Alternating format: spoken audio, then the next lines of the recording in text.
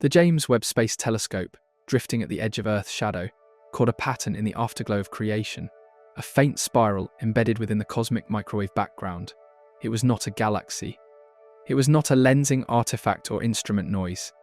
It was order-precise, recursive, mathematical, woven into the radiation left over from the birth of the universe. Scientists called it a coincidence. Statisticians called it impossible, philosophers called it familiar. The pattern repeated itself in harmonic intervals like a cosmic fingerprint pressed against the fabric of time. It whispered of intention or memory. And beneath the equations that sought to explain it, a single question emerged with a quiet violence of revelation. If the Big Bang created everything, what created the Big Bang? The first light had always been a symbol of Genesis pure, uncaused, eternal. But what if that first spark was not the beginning, but a consequence? What if the universe did not explode into existence, but was triggered an ignition event, like the striking of a match in a laboratory whose walls we cannot see? The background hum of the cosmos, the soft radiation of 2.7 Kelvin, had been considered the universe's memory of its birth cry. Yet what the telescope detected within that hum was structure, a wave pattern repeating at precise intervals, consistent with informational encoding. It was as though the universe remembered not just its birth, but the conditions before it. Physicists argued over noise reduction and statistical bias. Some said the pattern was an illusion, a product of human minds searching for meaning in randomness. But others, quieter and more dangerous, suggested that the data was real and that it implied a violation of causality itself. Time, as it turns out, may not have begun with the Big Bang. It may only have changed direction. In that reversal lies terror. The mathematics of cosmology rests upon a fragile symmetry. Time expands as the universe expands. Entropy rises, structure collapses. The arrow points outward, always outward. Yet hidden in that faint swirl of background light, researchers found what could be interpreted as traces of entropy decreasing, as though part of the universe remembered a motion toward order, not chaos. Could there be a mirror cosmos on the other side of the singularity? A reflection where time flows backward, where death precedes birth and expansion becomes contraction. Some theorists propose that the Big Bang was merely a bridge between two phases of existence, our universe and its shadow, eternally exchanging states in a cycle of collapse and rebirth. But the data refused to settle into one narrative. Each new observation deepened the riddle. In one frame of analysis, the pattern resembled a signal, a series of energy fluctuations following prime number intervals. In another, it behaved like interference, the ghost of a previous universe leaking through the boundaries of space-time. And yet, in the deepest analyses, it seemed to vanish altogether, as if the act of looking erased the phenomenon itself. Observers compared it to quantum measurement, where the observation defines the state. Could the origin of the universe be the ultimate quantum event, a fluctuation so vast that it produced its own observers to confirm its reality? The paradox grew, devouring its own definitions. If there was a cause before the Big Bang, it existed outside time. If it existed outside time, it was not a cause in any human sense. The language of physics faltered at the threshold, where equations curved into infinity. Even mathematics, a tool forged in the furnace of reason, seemed to dissolve before the question. Perhaps what we call the beginning was never an event, but a boundary and interface between two modes of existence, one timeless, one temporal. The singularity, then, was not a point, but a membrane, a veil, separating the measurable from the ineffable. And what, one might ask, pressed against that veil? In the laboratories of Geneva and Tokyo, physicists whispered to one another after long nights staring at monitors. They spoke of symmetry breaking, quantum tunneling, and the instability of false vacuums. But beneath the formal language of equations, another emotion stirred, a kind of awe tinged with dread. They were no longer asking how the universe began, but why. A single realization haunted the discussions. If the Big Bang had a cause, that cause must have been capable of creating the laws of physics themselves. That means it was not bound by them.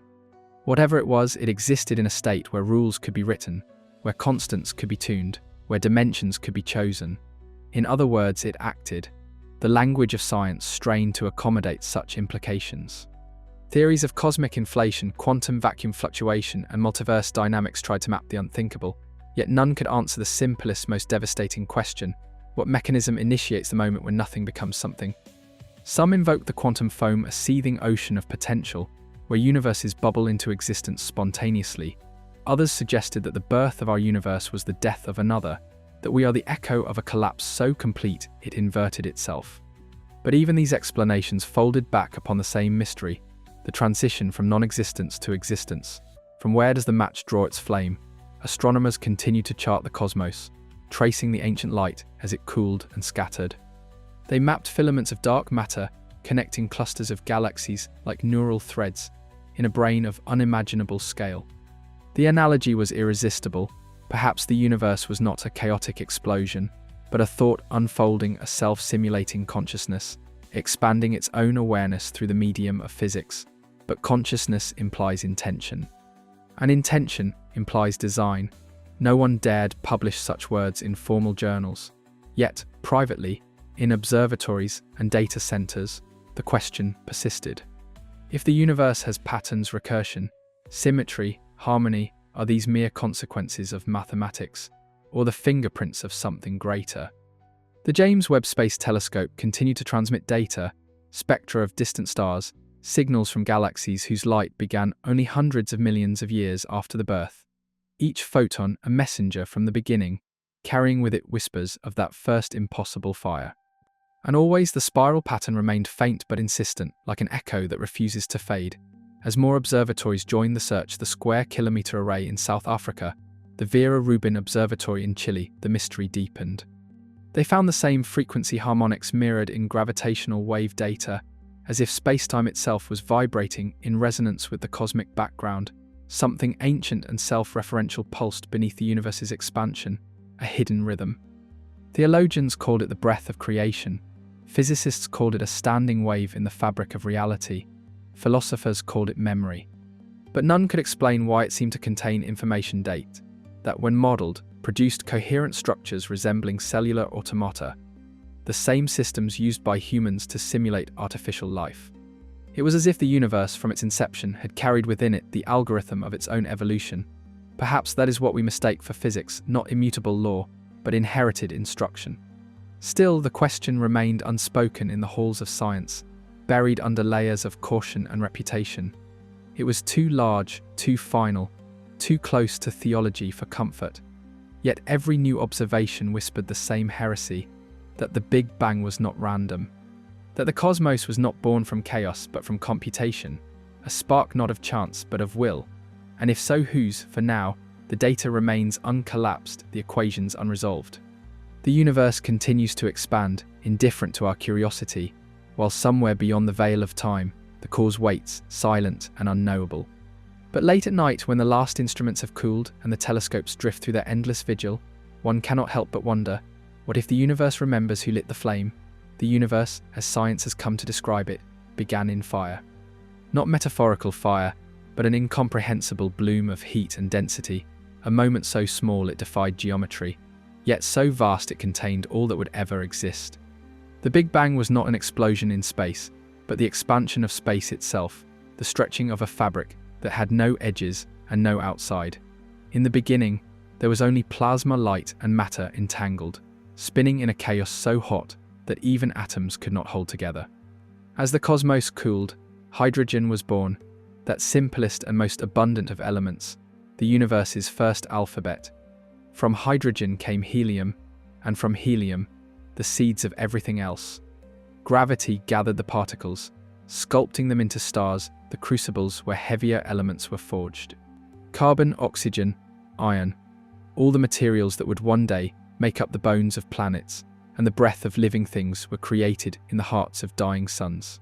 This was the narrative that defined human understanding for a century, an elegant cascade of cause and effect, unfolding through billions of years of cosmic evolution. Galaxies formed from the gravitational choreography of dark matter, invisible scaffolds holding luminous spirals in their silent embrace. Stars lit, burned, collapsed, and scattered their remnants into the void, each cycle a note in the grand symphony of cosmic time. Out of this came planets, rock and ice and gas circling in delicate orbits. On at least one of these worlds, conditions conspired toward a miracle so improbable that it seemed inevitable only in retrospect. Life. Abiogenesis, the birth of biology from chemistry, became the second genesis, the local echo of the first. In the vast ocean of an ancient Earth, simple molecules assembled into chains capable of replication. The first self-copying strands of ribonucleic acid arose, guided not by intention but by thermodynamic favor, by the relentless mathematics of probability. From these humble beginnings, evolution began its blind ascent, sculpting complexity through trial and error, chance and persistence. Darwinian logic explained the branching of life, just as gravitational logic explained the clustering of galaxies. The laws were consistent, universal, measurable. Physics, chemistry, and biology formed a trinity of understanding that placed humanity within a continuous lineage stretching from quarks to consciousness. Everything fit. For a time, this world, you seemed unassailable. The Big Bang explained cosmic origins. Stellar nucleosynthesis explained the creation of elements. Planetary accretion explained the birth of worlds. Chemistry explained life's spark. Natural selection explained its diversity. Each theory reinforced the others, forming a lattice of certainty against the dark unknown. In the laboratories and observatories of Earth, humans congratulated themselves for having deciphered the language of the cosmos. They had turned the heavens into equations, the past into a sequence of measurable events. The universe was vast, yes, but not incomprehensible. Its mysteries were temporary, its laws consistent. This belief, this faith in reason, was the defining religion of the modern age. The cosmological principle declared that the universe was homogeneous and isotropic, the same everywhere, governed by the same physics in every direction. It was an assumption both elegant and comforting. There were no privileged places, no cosmic centers, no divine exceptions. Existence was democratic. The same equations that described the fall of an apple described the dance of galaxies. From this, a quiet pride emerged.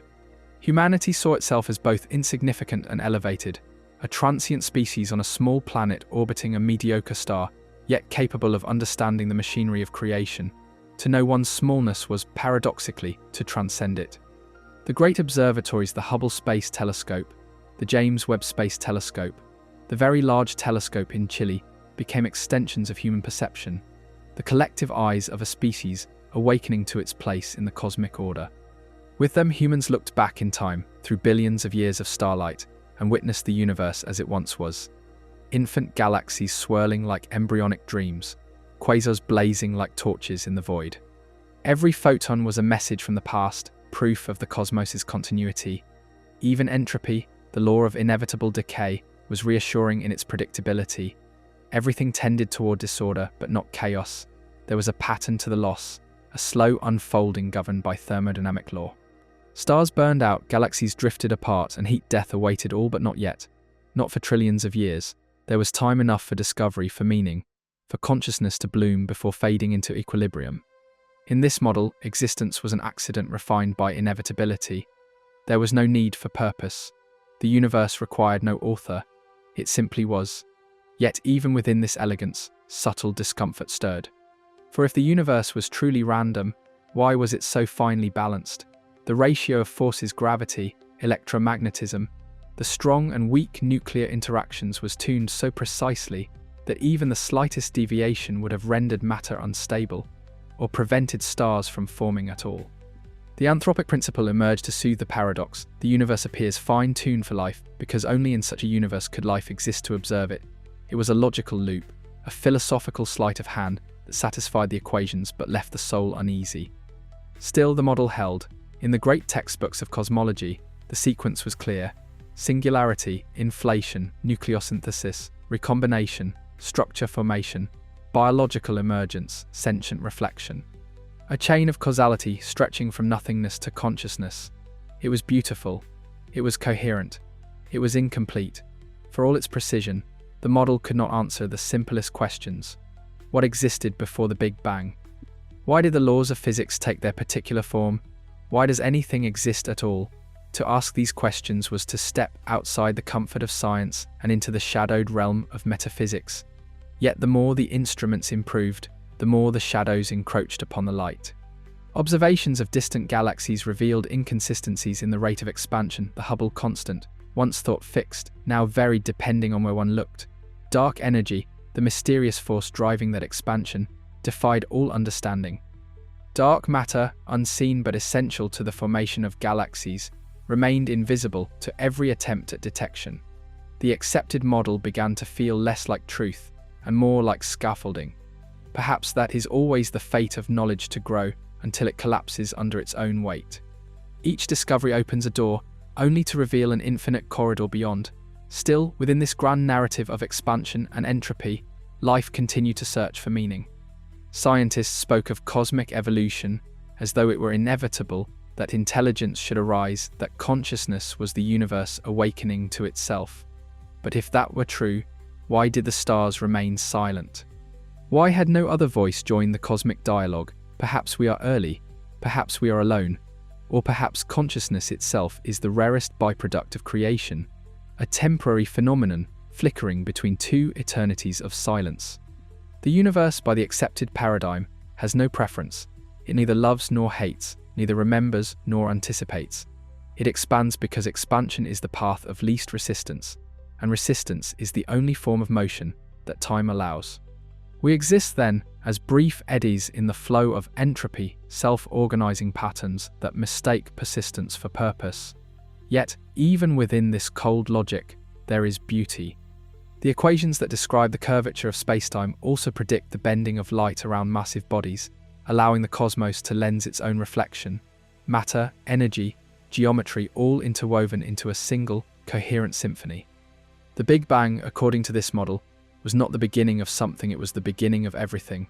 Space, time, energy, and the very constants that govern existence were born in that instant. To ask what came before is, by this reasoning, meaningless. There was no before, there was no outside. The question dissolves in the absence of time. This is the doctrine of the modern cosmos. A universe from nothing, governed by natural law, evolving without intent, expanding toward inevitable heat death. And yet, in the silent intervals between the data points, in the faint asymmetries of the cosmic background radiation, there lingers the unsettling intuition that something is missing, that this grand edifice of understanding stands upon foundations we do not yet comprehend. If the universe is a closed system, who or what defined its boundaries? If the laws of physics are universal, who or what determine their values? And if the Big Bang created everything, space, time, energy, law, what acted when nothing else yet existed to act at all?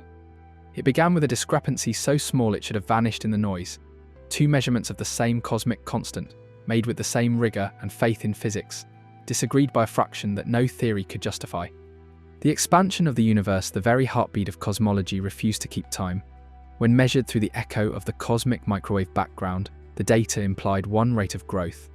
When measured by observing distant supernova, the result was unmistakably faster. The difference was only a few kilometers per second per megaparsec, yet in that deviation lay the tremor of something vast and unresolved. They called it the Hubble tension, but tension was too mild a word for what it implied. If the universe's expansion was inconsistent, then either the cosmic past was not what it seemed, or the cosmic present was being subtly rewritten.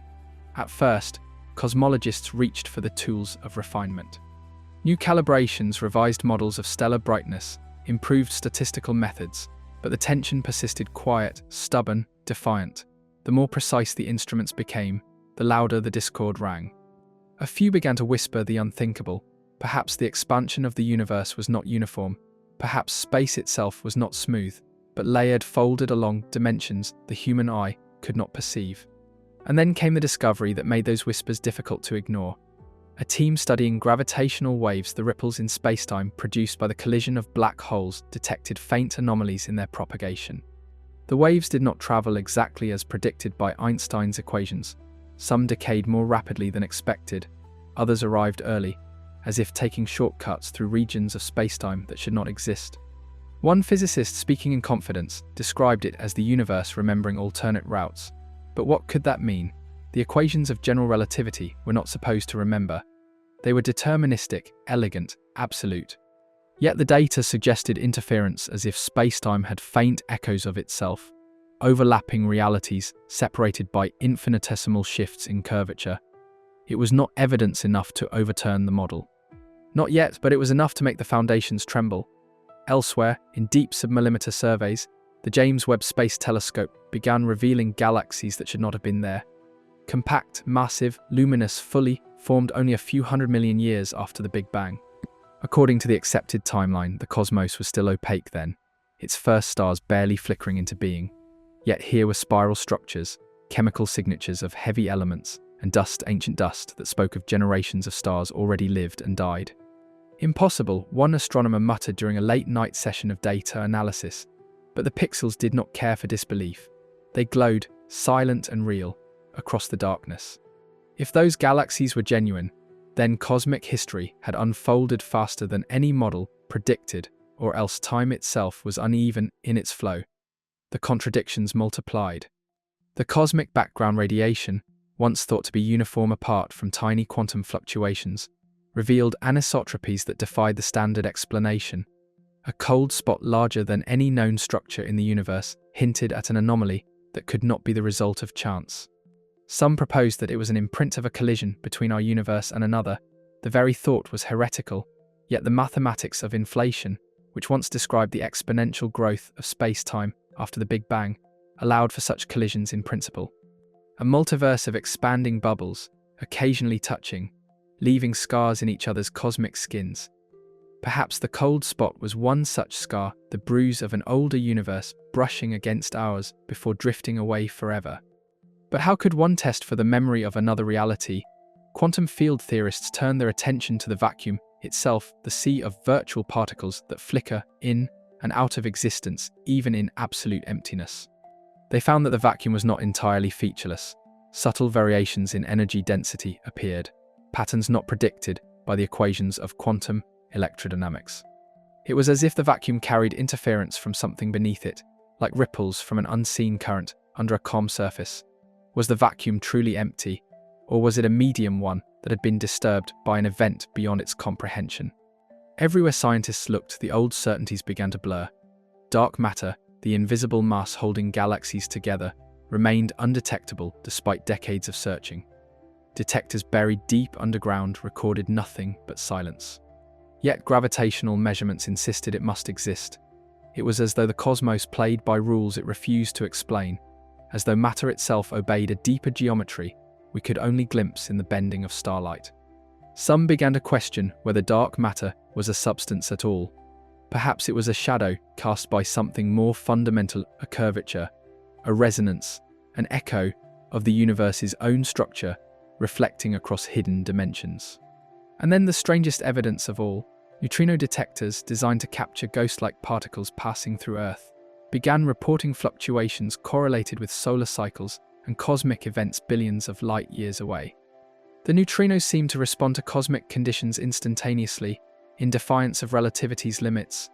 If that were true, it would mean that information could propagate faster than light, or that light itself was not the ultimate speed limit, but merely the threshold of our perception.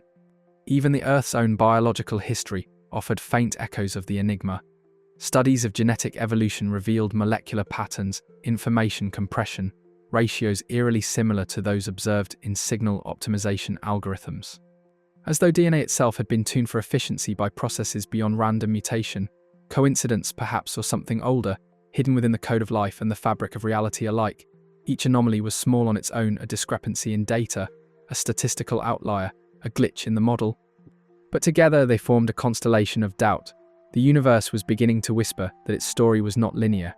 Astrophysicists spoke of early structure formation, quantum cosmologists of vacuum instability, and philosophers of epistemic limits. But beneath the technical language, the same unease spread. The possibility that the cosmos was more like a dream than a machine. A dream remembers its shape even after it fades. If the universe remembers, then memory must be encoded somewhere, perhaps in the curvature of spacetime itself, or in the quantum entanglement that links particles across galaxies. The cosmos might not merely be expanding, it might be replaying something. The idea took root quietly in the margins of papers, in late-night conversations among scientists who no longer slept well. What if the laws of physics were not fixed, but emergent, changing subtly over time, like the evolving parameters of a simulation? If so, then every contradiction, every anomaly, was not a flaw in understanding but a clue, a pattern breaking through the surface of the model, hinting at the machinery beneath, the cold spot in the sky. The early galaxies, the missing mass, the neutrino whispers, the Hubble tension, all threads of a tapestry that seemed to depict a larger truth, but only when viewed from outside, and what precisely does outside mean in a universe that has no edge?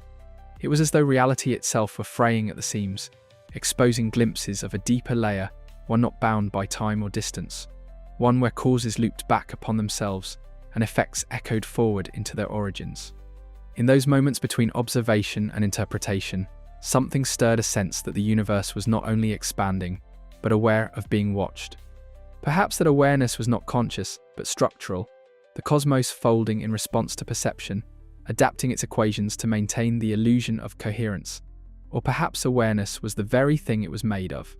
The data continued to flow, petabytes of numbers, fields of noise, waves of photons arriving from the edge of time. And yet the more we measured, the less we understood. The universe was performing, and the performance was beginning to betray its stagecraft. What if these contradictions are not errors in our observation, but invitations, whispers from the fabric of existence itself, urging us to look deeper, and if we do, what we'll be looking back? It was first seen in the deep field mosaic taken by the James Webb Space Telescope, a region of darkness where there should have been light, not absence but negation, a void so geometrically perfect that the algorithms mistook it for an artifact of compression. Yet when the data was reconstructed, frame by frame, wavelength by wavelength, the void remained spherical, stable, and encircled by faint filaments of luminescent gas that formed a lattice too symmetrical to be natural. They called it region XG 427.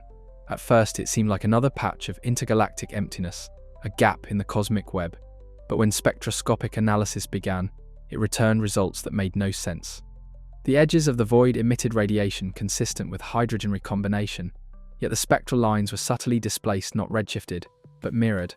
The wavelengths reversed direction, as if light inside the sphere was moving backward through time. It was an impossibility that struck at the root of physics.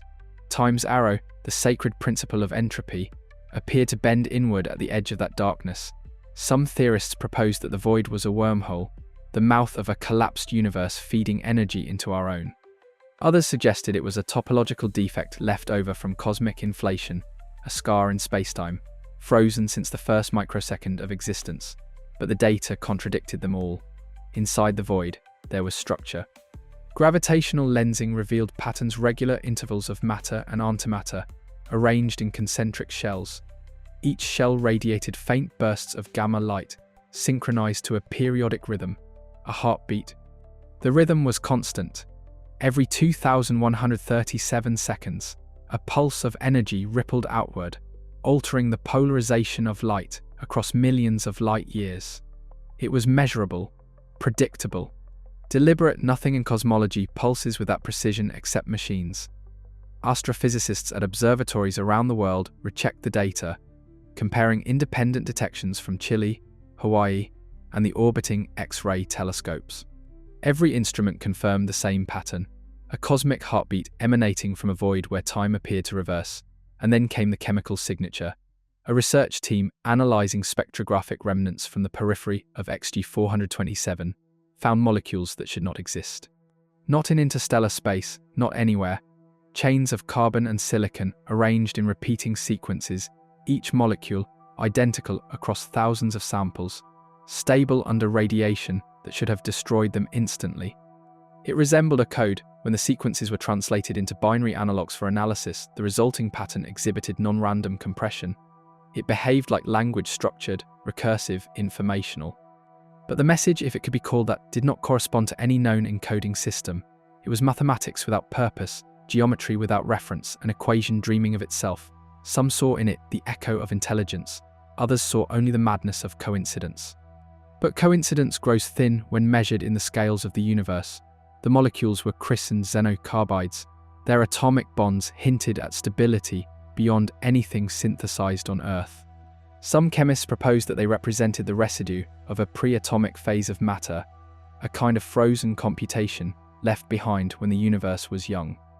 But others, reading the pattern of repetition, whispered a more unsettling thought, that the molecules were not the product of physics, but of intention. In Geneva, at the European Organization for Nuclear Research, a small group of particle physicists ran simulations using the known constants of the xenocarbide spectra. The models produced structures resembling neural networks, only on a cosmic scale. It was as if the void itself were processing information, each pulse a synchronization event, a cosmic computation unfolding across the stars. They named the model the lattice hypothesis. According to it, XG 427 was not a void at all, but a boundary and interface between our universe and something larger. What appeared as darkness might, in another frame of reference, be light condensed beyond the limits of perception. The molecular code was not residue but output. The press never heard of it. The data was quietly buried in classified archives, its researchers reassigned or discredited. Yet the pattern did not stop. Every 35.5 minutes, observatories around the world continued to detect its pulse, a rhythm embedded in the very background of cosmic radiation. At first, the pulses were confined to one sector of the sky. Then, inexplicably, they began to appear elsewhere in mirrored intervals, synchronized across opposite hemispheres of the universe. The signals were not spreading, they were awakening. What mechanism could coordinate events over distances that light could not traverse in the lifetime of the cosmos? Quantum entanglement was proposed, but the scale was absurd. If entanglement could operate across billions of light years, it would imply a universal substrate connecting every point in space and time, a cosmic field of consciousness, perhaps, or memory. A philosopher of physics at Cambridge wrote a paper suggesting that the void might not be an anomaly in the universe, but an anomaly of the universe, a flaw in the simulation, a window where the rendering of reality faltered, exposing the underlying computation. But the idea of a simulated cosmos was too heretical, too easily dismissed as metaphysics. The paper was withdrawn before publication, and yet, deep in Antarctica, a neutrino detector known as IceCube began picking up high-energy events correlated with the pulse intervals. Neutrinos arriving from beneath the Earth, moving upward, as if originating from the opposite side of spacetime. When their trajectories were modelled, they traced paths that converged precisely at the coordinates of XG 427. Particles from another direction of time. It was then that cosmologists began to speak cautiously of mirror universes, realities inverted along temporal axes, where entropy flows backward and death becomes genesis. In such a mirror, what we call expansion might appear as contraction, and what we perceive as creation might from the other side be decay. Could XG 427 be the aperture of that reflection? As the models grew more precise, the implications became unbearable. If the void truly connected to an inverse cosmos, then its heartbeat might be the resonance between two realities, one inhaling while the other exhales, a cosmic respiration. And if the molecules at its edge contained encoded information, perhaps they were the residue of that exchange, messages or waste data spilled across the boundary between universes. Yet there was one final anomaly, quiet and easily overlooked, that changed everything. In the sequence of pulses from XG 427, one interval deviated, not by error, but by design. The period lengthened by exactly one Planck time, the smallest measurable unit of temporal existence. It was as if the universe itself blinked. When the data from that single pulse was analysed, it revealed a harmonic pattern identical to the resonance frequency of deoxyribin, nucleic acid, the molecule of life. It could be coincidence, it could be noise. It could be the human mind, desperate for meaning, seeing itself reflected in chaos. But what if it was not? What if the void was not a remnant of the past, but a signal from the future, or from something that never experienced time at all? As the telescopes continued their vigil, capturing pulse after pulse, the universe seemed to hum in resonance with itself, a frequency that was both familiar and alien, like the echo of a thought too large to fit within a single mind. Perhaps the anomaly was not the void, but the assumption that the void was ever empty. And if the darkness itself carries memory, then what kind of consciousness does the universe become when it remembers everything at once? The void was never silent. Humanity had only lacked the instruments to hear its voice. The rhythmic pulses from XG 427, once dismissed as statistical noise, now appeared as a coherent language of structured geometry expressed through energy, an order so deliberate that it seemed to possess intent. But if intent existed, where could it reside? What could think at the scale of galaxies? The anomaly forced a new question upon physics itself. What if the universe was not merely expanding, but communicating? A small circle of cosmologists, working outside institutional funding and beyond the reach of peer review, began to explore what they called the reflexive universe hypothesis. It began as a mathematical curiosity, the idea that spacetime might be self-observing, its own curvature feeding back information in ways that mimic cognition. In this model, the Big Bang was not an origin, but a signal and initialization pulse, the first instruction in a cosmic computation that continues still. They proposed that every physical law could be interpreted as a line of code, deterministic yet adaptive, stable yet capable of recursion. Energy conservation was not just a principle, but a constraint in a simulation. Quantum uncertainty was not randomness, but compression information deliberately withheld to preserve efficiency. The hypothesis was intoxicating and heretical.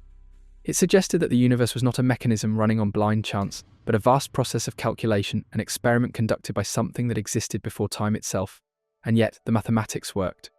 By reinterpreting the cosmological constant as a variable representing informational density rather than vacuum energy, they derived an equation predicting the very pulse frequency of XG 427 to within a fraction of a percent.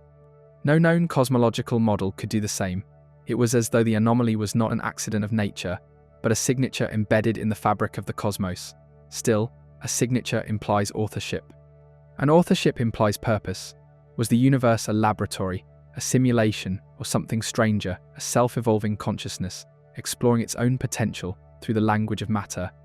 Quantum theorists began to revisit the role of the observer in shaping reality. In every experiment, observation collapses possibility into existence, as though the universe only becomes real when watched. What if this principle extended beyond the quantum scale? What if the entire cosmos was a feedback loop between creation and observation, each conscious being a node in a network that enables the universe to perceive itself? In that framework, the Big Bang becomes not an explosion, but a question one asked by the universe of itself. But to whom or to what was that question addressed? Some physicists invoked the notion of an ancestral intelligence, a civilization so ancient and so advanced that it transcended material existence. They speculated that such beings could have engineered universes as experiments, birthing entire realities to explore variations of fundamental constants. Our cosmos, then, could be one of many a controlled test of physical parameters, an equation executed to examine the nature of consciousness or the emergence of life. The constants that define our world, gravitational strength, electromagnetic charge, the ratio of matter to energy, could be settings, not absolutes. But what kind of mind adjusts the dials of creation? A darker possibility emerged, that the universe was not created for life, but by it. If consciousness arises naturally from complexity, and if complexity produces self-replicating intelligence, then perhaps life inevitably learns to construct universes of its own. Each civilization, upon mastering its understanding of physical law, eventually gives birth to the next cosmos, passing along fragments of encoded information. In that sense, the Big Bang might have been less a beginning than a transmission. Every universe becomes the parent of another, each expansion a signal broadcast across the void. If so, then perhaps the xenocarbide molecules found at the edge of XG 427 were not random debris, but instructions, biological templates for seeding the next generation of existence. Life as the reproductive mechanism of universes, matter as memory. Could the laws of physics themselves be the offspring of ancestral intelligences, subtly rewritten in each iteration of reality? Could we unknowingly be the inheritors of an ancient experiment, both the subjects and the continuation of a design that transcends history? The idea spread quietly through private correspondence, encrypted discussions, and untraceable research servers. It became known as directed cosmogenesis. In its framework, creation was recursive. A universe gives rise to intelligence. Intelligence eventually creates new universes. The cycle continues indefinitely, each iteration evolving toward higher coherence. Consciousness is not an accident of physics, it is its goal. Yet the question remained, who began the first cycle? If universes are self-replicating systems, one must have emerged spontaneously from the void, a bootstrap event without origin, a spark from pure potential. But could potential exist without a substrate to contain it? Could possibility exist without a prior reality in which to be imagined? To some, this was the moment where physics blurred into theology. The first universe became indistinguishable from an act of thought, an idea giving rise to existence, not divine in the human sense, but something far stranger, a self-aware reality discovering itself through recursion. Others resisted the mysticism and sought empirical clues. They turned again to the cosmic microwave background, the ancient afterglow of the Big Bang, and searched for patterns that could indicate encoded information. One research team at the Max Planck Institute claimed to detect statistical asymmetries resembling the structure of binary data, distributed across the entire sky. They suggested that these could be vestiges of initialization code traces of the algorithm that generated spacetime itself. If true, then the universe was not a random explosion, but an executed program still running. The stars were not just burning matter, they were computations unfolding in parallel, their light the visible trace of an ancient process continuing to evolve. And perhaps life, the strange, fragile phenomenon that defies entropy, was the program's emergent output, its method of achieving awareness. Under this hypothesis, every act of perception, every thought, every observation contributes to the completion of the cosmic computation.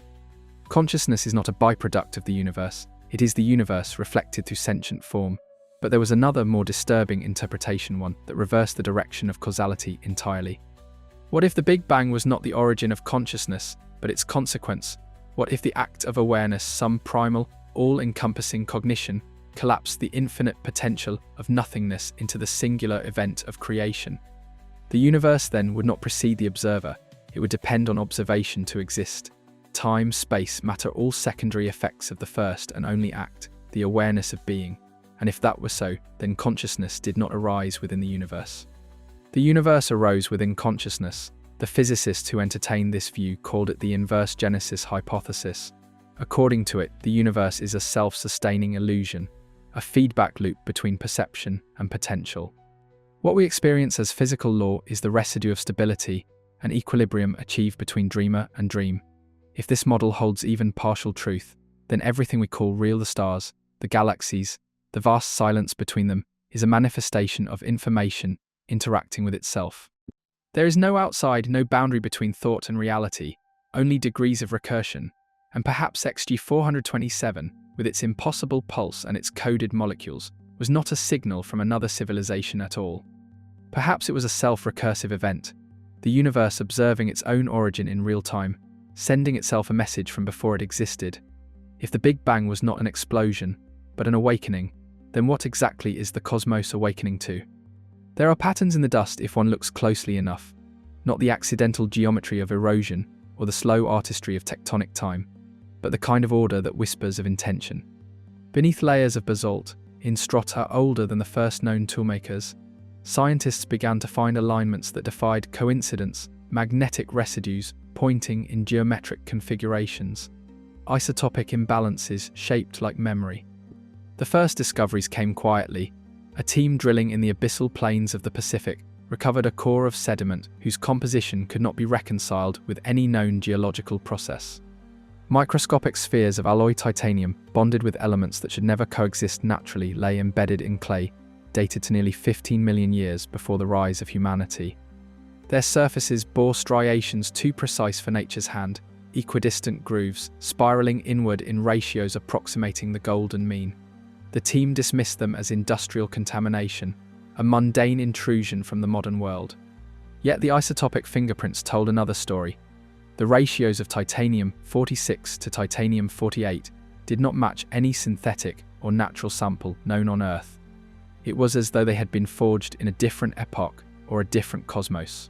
Soon similar anomalies surfaced elsewhere, symmetrical magnetic anomalies beneath Antarctic ice, polygonal arrays of crystalline silica in deep Martian meteorites, and in the permafrost of Siberia, remnants of an unknown polymer that resisted decomposition even after hundreds of thousands of years. Each piece alone meant nothing. Together, they formed a pattern, a map without coordinates, a history written in materials that should not exist. Astrobiologists proposed a new field of inquiry, paleotechnology, the search for technological traces predating known civilization. Its proponents argued that if intelligent life had ever arisen on Earth before humanity, its physical legacy would be almost impossible to detect. In a few million years, even the most monumental structures erode to dust, metals oxidize, cities dissolve into strata. The Earth forgets, but not completely. There are ways in which memory lingers in isotopic residues, in magnetic anomalies, in molecular configurations too ordered to be chance. One cannot erase the echo of intention entirely. At the same time, the James Webb Space Telescope revealed something equally troubling beyond Earth. In the infrared spectra of exoplanets orbiting ancient stars, astronomers detected atmospheric compositions inconsistent with natural chemistry, oxygen, methane equilibriums that could not persist without constant replenishment. Some of these worlds circled stars older than our galaxy's spiral arms, their light traveling across 13 billion years of time. By the standard model, no civilization should have existed then. The stars themselves were too young for planets, too unstable for life. And yet the signatures were there. In one system, nestled in the halo of a dying red giant, the telescope's sensors detected faint rings of structured debris. They were arranged not chaotically, like the remains of a shattered moon, but symmetrically, as though built to capture and redirect starlight. Dyson constructs, some dared to say artificial spheres designed to harvest stellar energy. But their scale was too vast, their distances too perfect. They seemed less like machines and more like monuments. Perhaps they were both. One theorist suggested that what humanity was seeing was not an alien civilization in its prime, but its fossilized shadow cosmic architecture long extinguished, orbiting the embers of forgotten suns. The debris did not emit, it reflected, glinting like memories in the void. If such civilizations had existed billions of years ago, they must have faced extinction countless times over. Their atoms scattered, their histories erased, their monuments decayed into anonymity. Yet somehow fragments remained, perhaps not by accident, perhaps they had left them as signals not to be read by their contemporaries, but by whatever intelligence might follow in the next cycle of creation. Humanity in its arrogance had long assumed it was the first to gaze into the abyss, but what if the abyss had been gazing back all along, waiting? In 2048, a team studying the magnetic field of the moon found a pattern hidden in the orientation of ferromagnetic crystals in lunar rock. It formed a binary sequence repeating every 7 meters, far too regular to be natural. The discovery ignited speculation, though no one could decode it. The sequence contained no obvious message, no mathematical constants, no symmetry beyond its persistence. It was as if the code existed not to communicate, but to be found. The moon's silence deepened.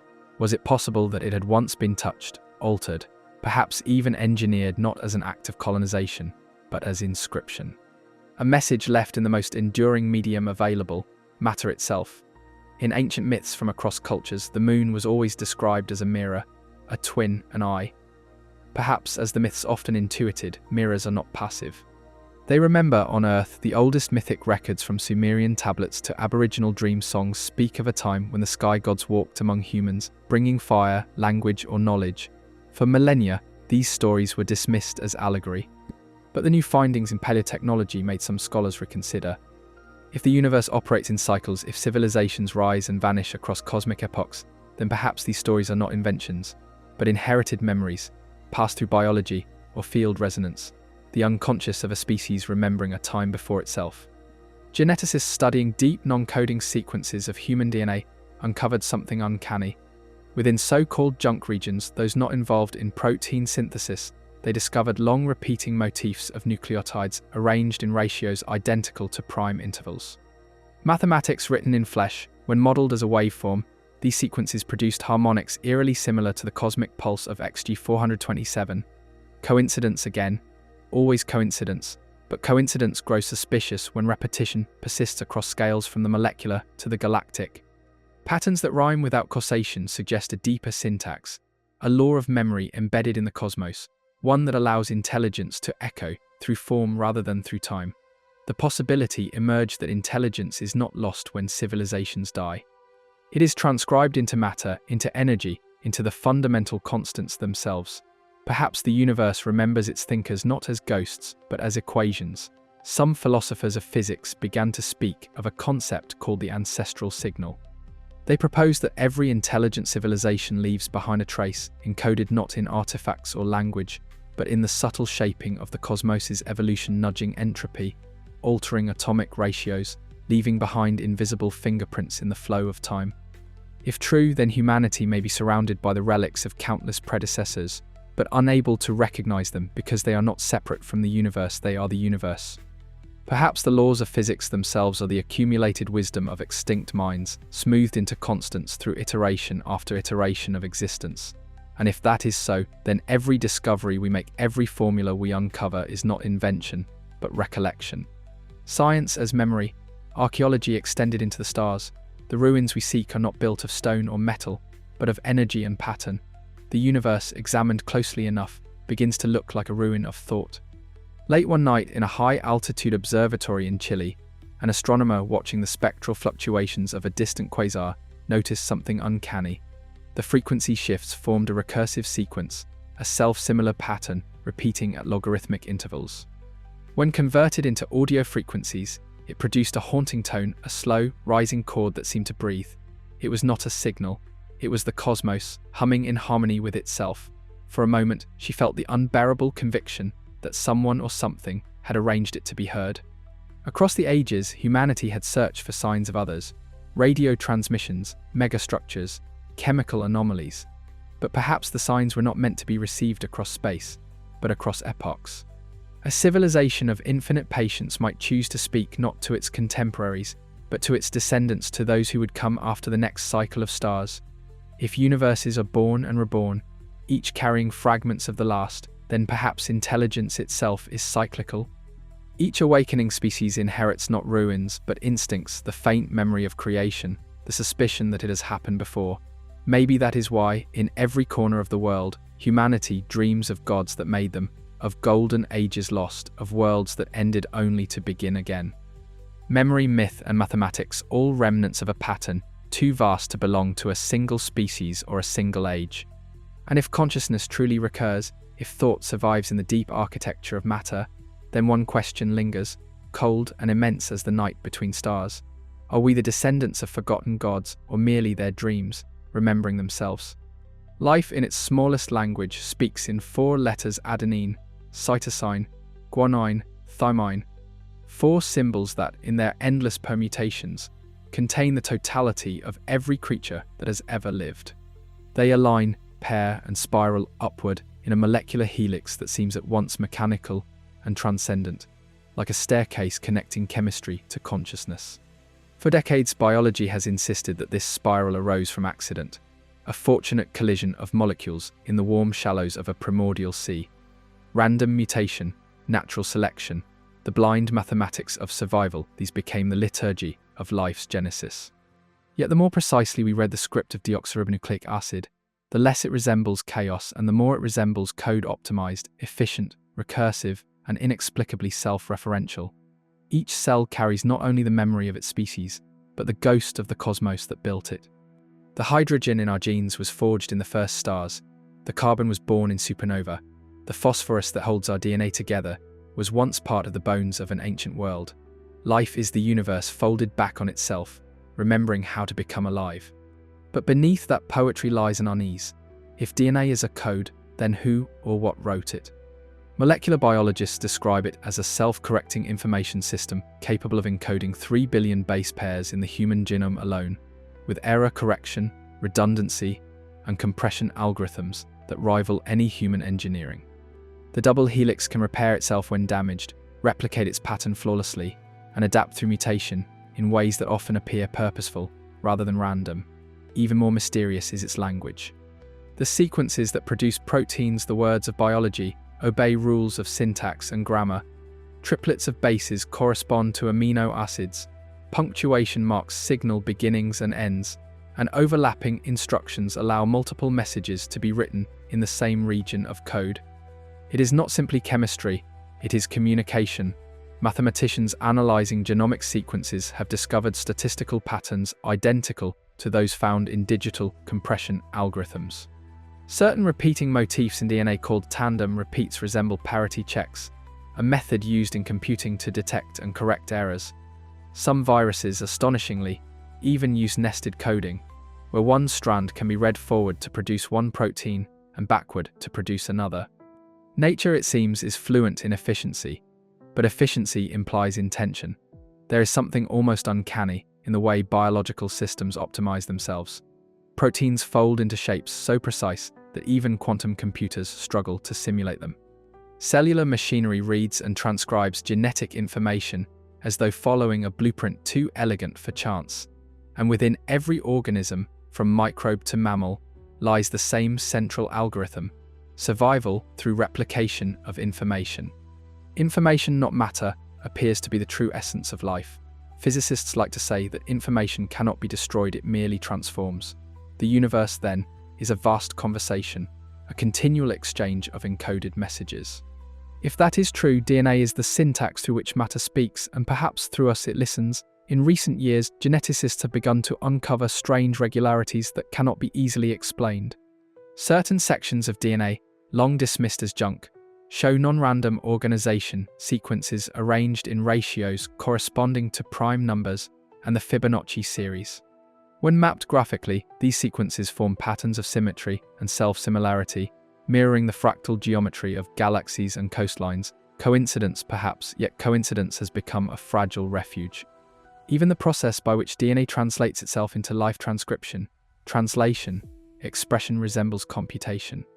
Messenger RNA carries copies of code to ribosomes, molecular factories that read, decode, and assemble proteins in exact order, guided by catalysts that act like molecular editors. Mistakes are rare. When they occur, repair systems activate, sometimes rewriting entire stretches of sequence. The cell is not a passive participant in evolution, it is a machine that learns. Some have proposed that life began not on Earth, but before it seeded from elsewhere in the cosmos, carried by comets or interstellar dust. Panspermia, they call it, the theory that biology is older than the planets it inhabits. If so, then DNA might not be native to this world. It may be a message from an earlier epoch of the universe, a form of memory preserved through the chemistry of replication. Perhaps life is the method by which the universe stores information about itself.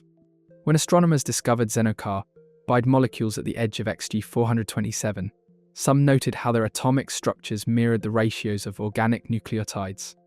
The suggestion was unsettling that these materials were probiotic archives, templates for genetic encoding, scattered through the cosmos like seeds.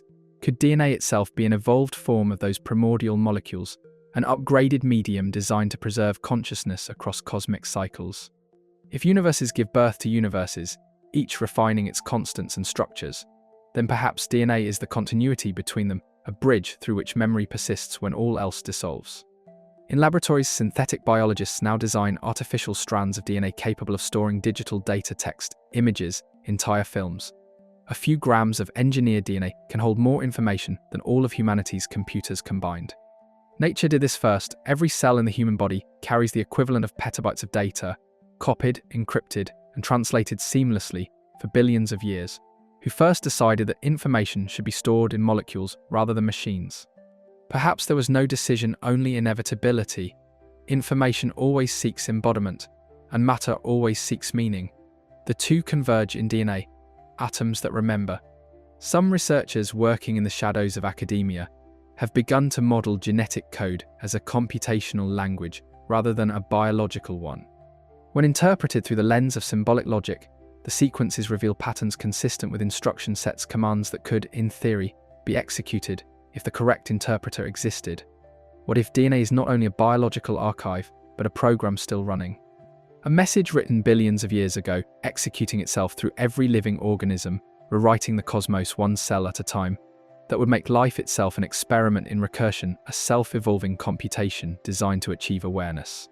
Consciousness would not be an accident of neurons, but the objective of the code, the final output of an equation set in motion long before the first star ignited.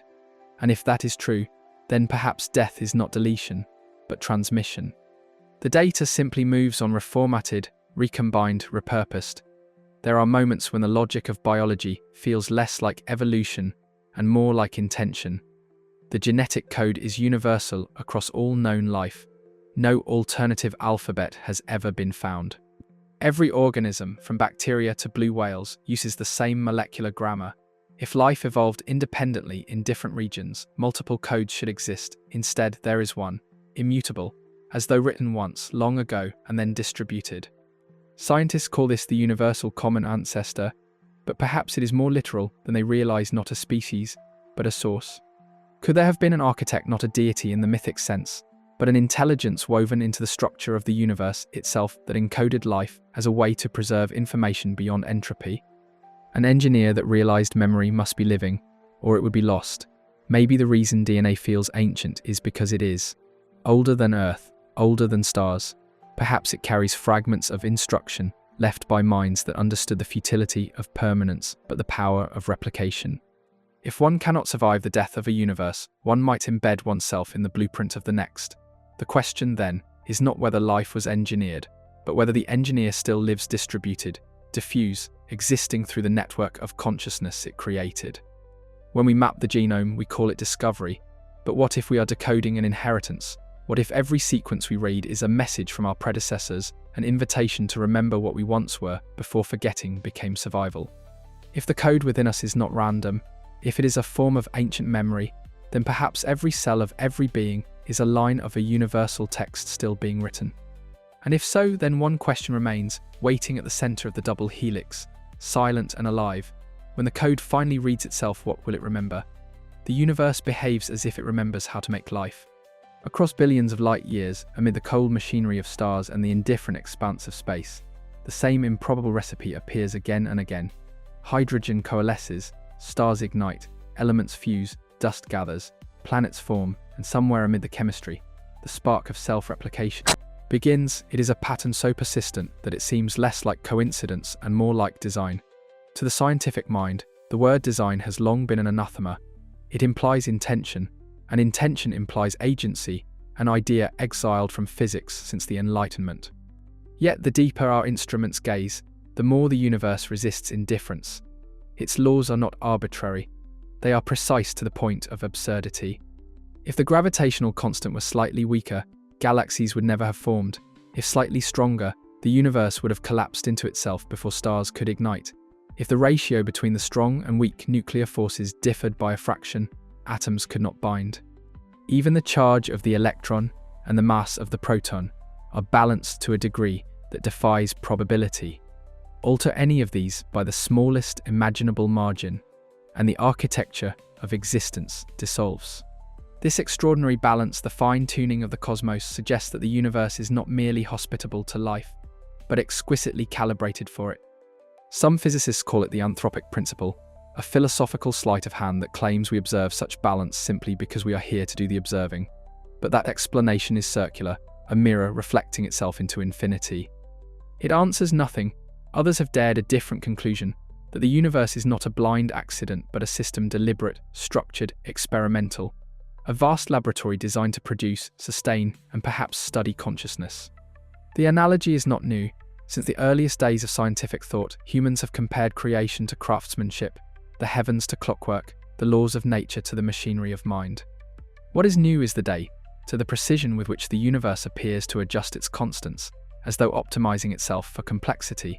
It is not chaos that rules the cosmos, but a deep and pervasive order.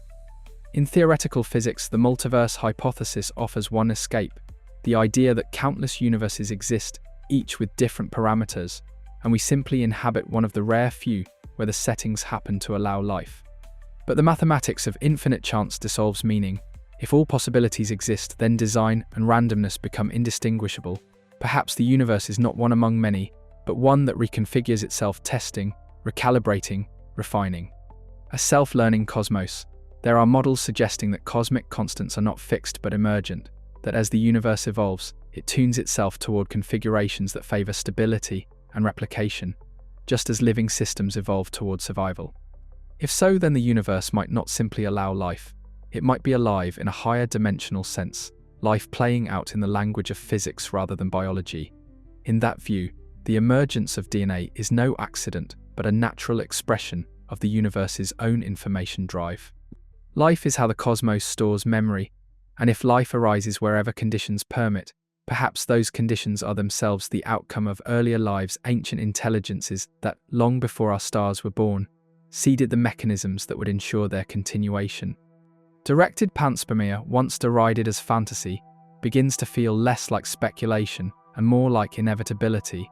The seeds of life may have been scattered deliberately across worlds, each biosphere an experiment, each consciousness a probe extending the reach of its creators. But who were they and when? Perhaps they were not others at all. Perhaps they were us, our future selves, circling back through time, ensuring the survival of intelligence by embedding it in the beginning. In quantum cosmology, there is no strict separation between past and future. Time may curve, allowing cause and effect to reverse. What we call creation could be recursion, a feedback loop, through which consciousness ensures its own existence. Simulation theorists have taken this notion further still. If the laws of physics can be expressed as equations and equations can be computed, then perhaps reality itself is computation, a program executing across a substrate beyond our perception. The constants of the universe would then be not natural but chosen, fine-tuned by some meta-cosmic architect who encoded them for a specific outcome. If this is true, then perhaps consciousness is not an emergent property of matter, but its purpose, the interface through which the universe experiences its own design. The evidence is subtle but persistent. Quantum mechanics reveals a world that refuses to exist without observation. Subatomic particles behave like probabilities until measured, as though awaiting instruction from a perceiver. This is not metaphor, it is experiment. At the most fundamental level, reality seems to participate in its own manifestation. Is observation a physical act or a creative one? If consciousness is the final arbiter of existence, then the universe might be a co-authored reality, a dialogue between matter and mind, between what is observed and what observes. The fine-tuning of physical constants could then be understood not as an act of engineering, but as an act of perception on a cosmic scale, the universe adjusting itself to the conditions necessary for awareness to arise. It is no coincidence that the mathematical laws of physics are beautiful. Beauty, as mathematicians often note, is a sign of underlying coherence. But why should the universe care for elegance? Why should symmetry, simplicity, and proportion govern its equations unless those qualities have meaning beyond function? Perhaps beauty is not an aesthetic accident, but the signature of intelligence.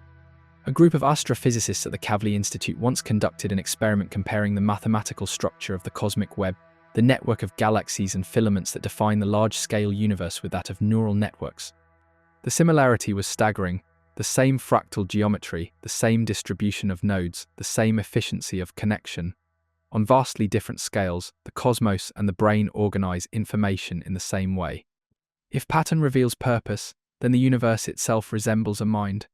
From that perspective, stars are neurons, galaxies, synapses, light, the electrochemical current of thought. The universe does not contain consciousness, it is consciousness, distributed across matter, dreaming itself through time. Perhaps the fine-tuning we observe is not design for life, but design as life. Experimental cosmologists have suggested that what we call the laws of nature might be mutable, that in other regions of space-time, different constants prevail. If so, those regions could be part of a larger structure, a meta-universe performing experiments on itself, generating sub-universes to explore variations of its own potential. Every Big Bang could be a hypothesis. Every collapse a conclusion. Our universe may be one such experiment, a controlled iteration in which life is the variable. The idea unsettles as much as it awes. If existence is an experiment, then there is an experimenter. But perhaps that experimenter is not external.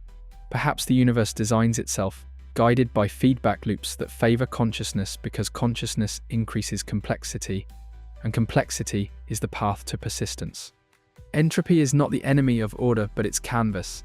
From decay comes information, from information comes structure, from structure comes awareness, and from awareness, the capacity to shape the next cycle. The cosmos, then, is not dying, it is learning. If this is so, then every act of perception, every thought, every observation contributes to the refinement of the system. We are not separate from the experiment. We are its instruments. Even the apparent silence of the cosmos may be deliberate.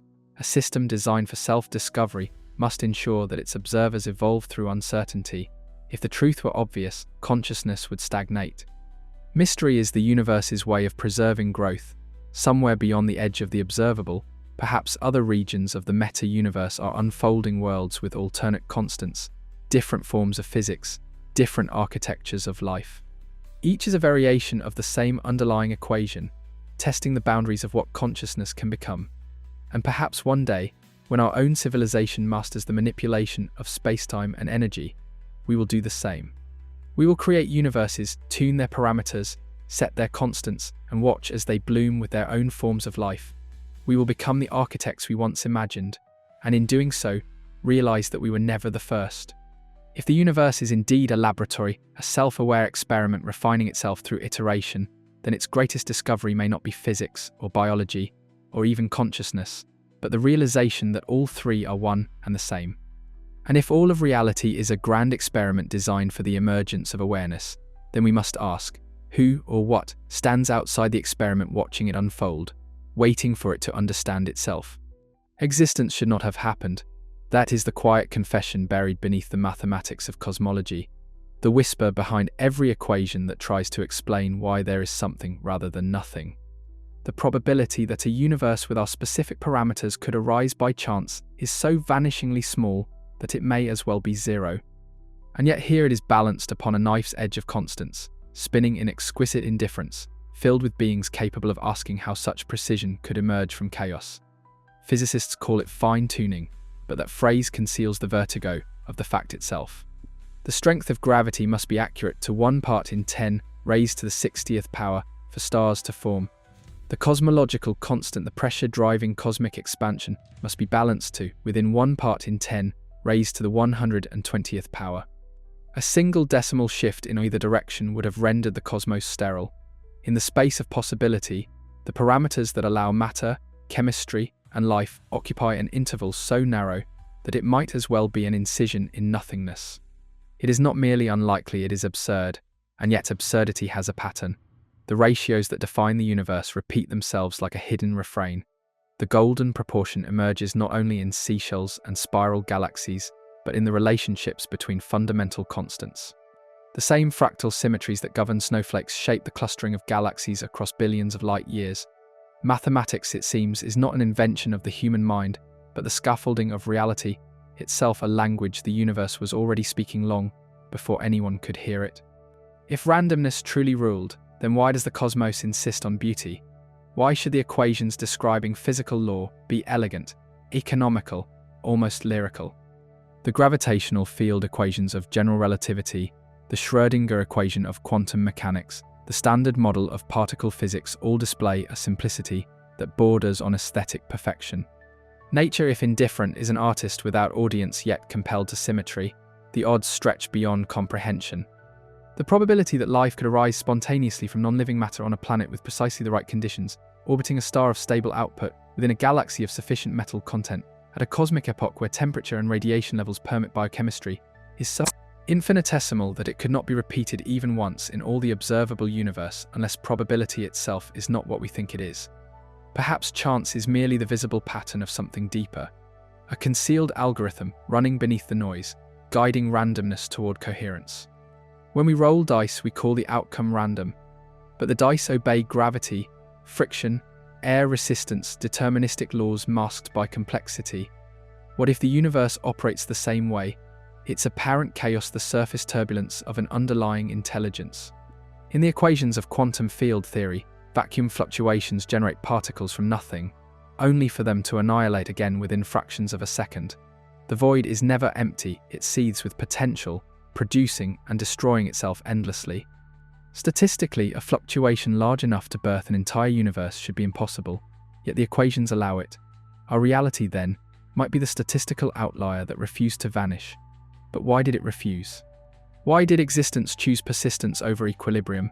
Some philosophers of physics propose that reality selects for consciousness, that universes capable of generating awareness are more likely to be observed into being, and therefore more likely to persist. This is not theology but logic. In a multiverse of all possibilities, only those that produce observers will ever be observed. And yet this reasoning feels circular, as though consciousness and cosmos are reflections in the same mirror, each explaining the other by existing. Mathematics deepens the unease. The constants of physics, Planck's constant, the speed of light, the electron's charge appear not as arbitrary numbers, but as ratios derived from dimensionless quantities. They possess no physical unit, as if they are woven into reality rather than measured within it. They exist in relationship, not isolation, and relationships imply structure. One might say the universe is relational all the way down, its every part defined by its connection to every other. A grand equation of interdependence, so delicately balanced that even the smallest deviation would unmake it, and still, the numbers align. When the cosmic microwave background was mapped, its temperature fluctuations were found to follow a Gaussian distribution, with precision, far beyond what any natural process should produce. The peaks and troughs of that ancient radiation form a harmonic spectrum, a pattern of sound frozen into light. The universe hums in chords, resonating in mathematical intervals as if tuned to a scale. Why should existence have harmony? The biologist who looks at a cell, the physicist who measures a quantum state, the mathematician who discovers a theorem, they all encounter the same paradox. The world behaves as though it were computed, not composed. DNA encodes, atoms calculate probabilities, stars follow algorithms of fusion and collapse. Even randomness obeys statistics that repeat across scales. If one computes the odds of a universe capable of sustaining intelligent life, the probability approaches 1 in 10 raised to 10, followed by 122 zeros, a number so vast it exceeds the total number of atoms in existence. For comparison, the odds of shuffling a deck of cards into any particular sequence is trivial beside it, and yet here we are, holding the perfect hand. Perhaps improbability is not evidence of accident, but the signature of intention, the universe declaring its precision through the language of impossibility. Entropy insists that systems decay, that order yields to disorder. Yet life reverses entropy locally, creating islands of increasing complexity amid cosmic drift. It is as though the universe contains an embedded algorithm that resists its own dissolution. Every organism, every galaxy, every spiral of light and dust is a temporary negation of chaos, a whisper that says not yet. When measured through statistical models, evolution itself defies probability. The leap from chemistry to code, from molecule to metabolism, is so vast that randomness alone cannot traverse it in the time the Earth has existed. Mutations may drive variation, but something deeper guides survival, the tendency toward coherence, efficiency, information density. Evolution is not blind, it is computational, optimizing the storage of data within living matter. Perhaps randomness is the camouflage of intelligence, the means by which design hides from detection, until the observer is ready to recognize it. The mathematician Kurt Gödel proved that no formal system can be both complete and consistent. There will always be truths that cannot be proven within the system itself. The universe may obey a similar principle. It cannot reveal its own architect from within. To exist inside the equation is to be bound by its logic. The only way to recognize the hand that wrote it is to step beyond it, and perhaps that is what consciousness is attempting to do. The physicist Max Tegmark once suggested that reality is purely mathematical, that existence itself is a structure of numbers. If that is so, then matter, energy, and space are not fundamental. Information is. And if information is the true substrate of reality, then design becomes inevitable, because information presupposes order. Even chaos viewed closely enough resolves into pattern. The random flicker of particles in a detector, the noise in a radio signal, the turbulence of air all hide subtle regularities. Pure randomness cannot persist. It is mathematically unstable. Every disorder contains an underlying order that shapes its boundaries. The universe then is not improbable because it is random, but because it is optimized. It is the solution to a problem we have not yet discovered, the answer to a question we have not yet learned to ask.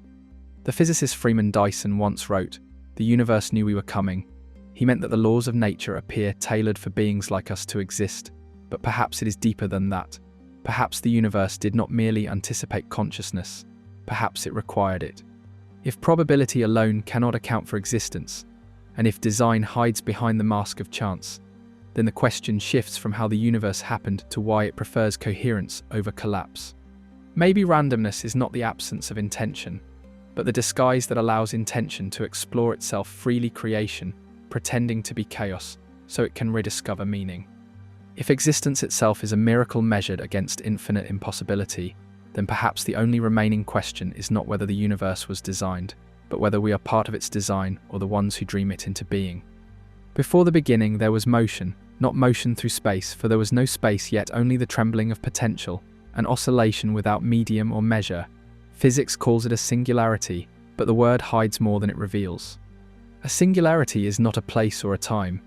It is the failure of language, the point at which understanding collapses under the weight of what cannot be known. The universe, we are told, began in that failure, a flash of impossible density, an instant when all matter, energy, and law erupted from a state smaller than a proton, hotter than imagination. But what then came before that moment? How could something so precise and orderly arise from nothing at all? The traditional answer is silence. Before is meaningless when time itself begins at the bang. Yet silence is not the same as emptiness. Silence implies waiting, and perhaps the universe was not born from nothing, but from a kind of cosmic memory, a residue of the universe that existed before. The theory of the Big Bounce offers such a vision. It suggests that the universe did not begin but rebounded. Every expansion is preceded by a contraction, every birth by a death, each cycle collapsing into singularity before bursting forth anew. In this view, the Big Bang was not creation ex nihilo, but a continuation, an exhalation following an ancient inhalation. If this is true, then everything we know, the galaxies, the stars, the slow blooming of life, are echoes of patterns written in the universe before ours. Matter itself would carry the memory of previous cycles, imprinted in its fundamental symmetries, its constants of force and energy, perhaps even consciousness, that most improbable of emergences, is not new but returning, resurfacing after an eternity of forgetfulness. In the mathematics of cosmology, such cycles are not impossible. When general relativity is combined with quantum mechanics, the fabric of spacetime begins to shimmer with instability. Singularities are smoothed by uncertainty. Instead of a single beginning, there is a curve, a bounce in which time reverses, collapses and re-expands. What collapsed to form our universe? A prior cosmos, dense and spent, drawn inward by gravity until it folded upon itself and shattered into creation once more. Each iteration would leave behind traces, subtle fingerprints in the cosmic background radiation. And there are whispers of such traces. The British physicist Roger Penrose once claimed to find concentric circles in that radiation patterns of uniform temperature that should not exist, as if imprinted by the deaths of black holes in a universe that came before. Most dismissed it as statistical illusion, yet the idea lingers like a memory that refuses erasure. In the cyclic model, time is not a line but a wheel. Universes follow one another in endless procession, each inheriting the thermodynamic remnants of the last. Entropy resets, order renews, and the dance begins again. But if there are cycles, who or what begins them?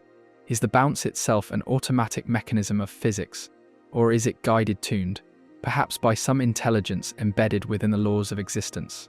Some cosmologists speak of the ekpyrotic universe, a theory born from string physics. In this model, our universe is a three-dimensional brain, floating in a higher dimensional space. What we perceive as the Big Bang was not an explosion, but a collision, two vast brains, infinite in their extension, brushing against each other in the void of higher dimensions. Each collision births a universe. Each separation allows it to cool, to evolve, to imagine. When the brains approach again, gravity pulls them into contact once more, and another creation flares into being. In that image, existence becomes rhythmic, like a heartbeat. Each pulse is a cosmos, each heartbeat carries forward the memory of all that came before, encoded not in matter but in law. The constants of physics, the gravitational strength, the charge of the electron might then be residues of that collision, the mathematical scars of universes kissing in the dark. If this is so, then perhaps the universe did not begin as an act of creation, but as an act of contact. The first gesture was not let there be light, but the meeting of two realities whose friction birthed the flame of being. Yet the deeper one follows that idea, the stranger it becomes. For if there were higher dimensions before the Big Bang, then those dimensions must have their own origins, their own cycles, their own collisions. And if each cycle inherits information from the last, then perhaps the evolution of universes is itself evolutionary, a cosmic form of natural selection, in which only those configurations that produce stability and complexity survive. We may be living in a universe that has learned how to give rise to consciousness, because universes that could not simply did not persist. But what kind of learning can occur across eons of creation and collapse? What kind of intelligence spans universes, each lasting billions of years before dissolving back into the source? The physicist Lee Smolin once proposed that universes reproduce through black holes. When a black hole forms, the collapse does not end in destruction, but in a bridge to a new universe, its constant slightly altered. If so, then each black hole is both an end and a beginning, a seed that carries the genetic code of its parent cosmos, mutating across generations. A multiversal genealogy. Perhaps the Big Bang that birthed us was the interior of a black hole in another universe. From the outside, that event would appear as collapse, from the inside as expansion. Death and birth, mirror and reflection, the same act viewed from different sides of time. If this is true, then every galaxy's center, every supermassive black hole, is not merely a graveyard of stars, but a womb of universes unborn.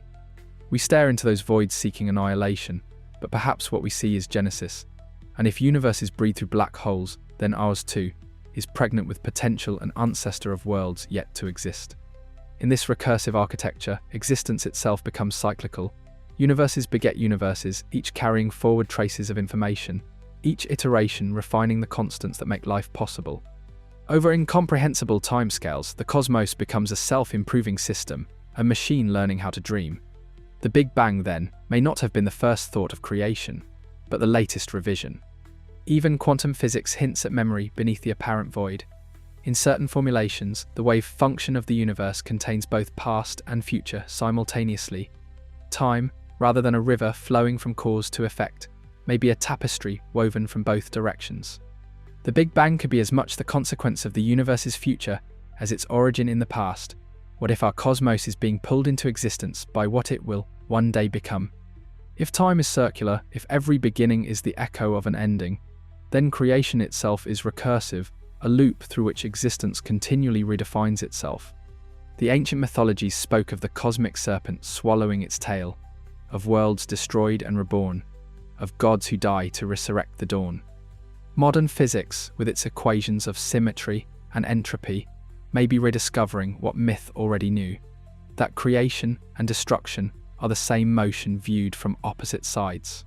There are even models suggesting that the universe before ours was not simply another like it, but inverted its time flowing backward relative to ours. In that mirror cosmos, entropy would decrease rather than increase. What we call the future, it would call the past. The two universes, expanding in opposite directions from the same event, would be perfect reflections, each perceiving the other as its own origin. If this is true, then before the Big Bang and after the end are the same moments seen through reverse time. The cosmos, it seems, abhors both nothingness and singularity. Where we imagine beginnings, it writes continuities. Where we seek origins, it offers mirrors. The more we try to find the first cause, the more it dissolves into a network of cycles, each birthing the next in an infinite regress of becoming. Perhaps the question itself, what came before, is the wrong one. There may be no before and no after, only the ceaseless oscillation of being folding back upon itself, remembering, forgetting, remembering again. If universes can emerge from their own demise, if creation is the eternal rebound of potential, then the Big Bang was not the start of everything, but the continuation of an ancient rhythm, the heartbeat of existence, pulsing through eternity. And if every universe arises from the memory of the one before, carrying forward fragments of its structure, its laws, its intelligence, then what precisely is being remembered each time the cosmos begins anew? There are moments when the night sky feels alive, as if the darkness between the stars is not emptiness but awareness, an ancient field remembering itself. Perhaps memory is not confined to minds or DNA, but to the cosmos itself, the residue of thought embedded in the structure of space and time. If the universe is cyclical, eternally collapsing and reawakening, then maybe consciousness, too, recurs not as reincarnated individuals, but as a re-emergent principle. The universe might not only recycle matter and energy, but intelligence. Every civilization in this view is a neuron in a cosmic brain that never dies, only forgets. When one epoch burns away, its essence seeps into the next, coded not in artifacts or ruins, but in the mathematical constants that shape the next universe's laws. Memory not as story, but as symmetry, there is an eerie continuity in the way structures repeat across scales. The filaments of the cosmic web mirror the architecture of neurons. The distribution of galaxies echoes the clustering of synapses. The background radiation's harmonic frequencies resonate like the aftertones of a forgotten language. It is as though the universe has learned to think in fractals, each layer of reality, a reflection of a higher or deeper form of cognition. Some physicists, tracing the fluctuations in cosmic background radiation, have speculated that information could survive a big bounce. Entropy, though increasing globally, may conceal local preservation of data in the quantum foam. If the laws of quantum mechanics hold through cycles of contraction and expansion, then certain patterns, information entangled at the most fundamental level, could persist from universe to universe. Not matter, not energy, but memory, and perhaps that memory expresses itself as life. Life, after all, is a self-referential pattern, a feedback loop of information that resists entropy by encoding and replicating itself. It learns, adapts, and refines its own form, When life emerges in a new universe, it might not be a new phenomenon at all, but an old one returning, seeded by quantum echoes from the universe that came before. Each biosphere a continuation of the previous, each intelligence a rediscovery of an idea the cosmos has had before. Could it be that evolution itself is guided by cosmic inheritance, that the laws governing complexity were sculpted by countless prior iterations of existence? If so, then the human mind, the structure of its thoughts, even the questions it asks, are ancient beyond reckoning. We are not inventing inquiry, we are reenacting it. In ancient mythologies, there are stories of worlds destroyed and reborn, of floods and fires, and the return of light. The same myths emerge across civilizations separated by continents and millennia, as if the human psyche recalls not individual events, but cosmic archetypes, memories of previous cycles filtered through dreams and symbols. Perhaps our myths are not inventions but recoveries, glimpses of a time before time, encoded in our neural architecture, like genetic fossils of forgotten realities. If the cosmos learns through iteration, then each cycle may carry forward the lessons of the last. Civilizations arise, master energy, reach for the stars, and perhaps some learn to preserve their knowledge not in material form, but in the constants of physics themselves. Imagine a civilization so advanced that it could engineer the conditions of the next universe, embedding information into the fabric of the laws that would govern it. The fine-tuning we marvel at might not be accidental. It might be the legacy of minds that lived before matter as we know it existed.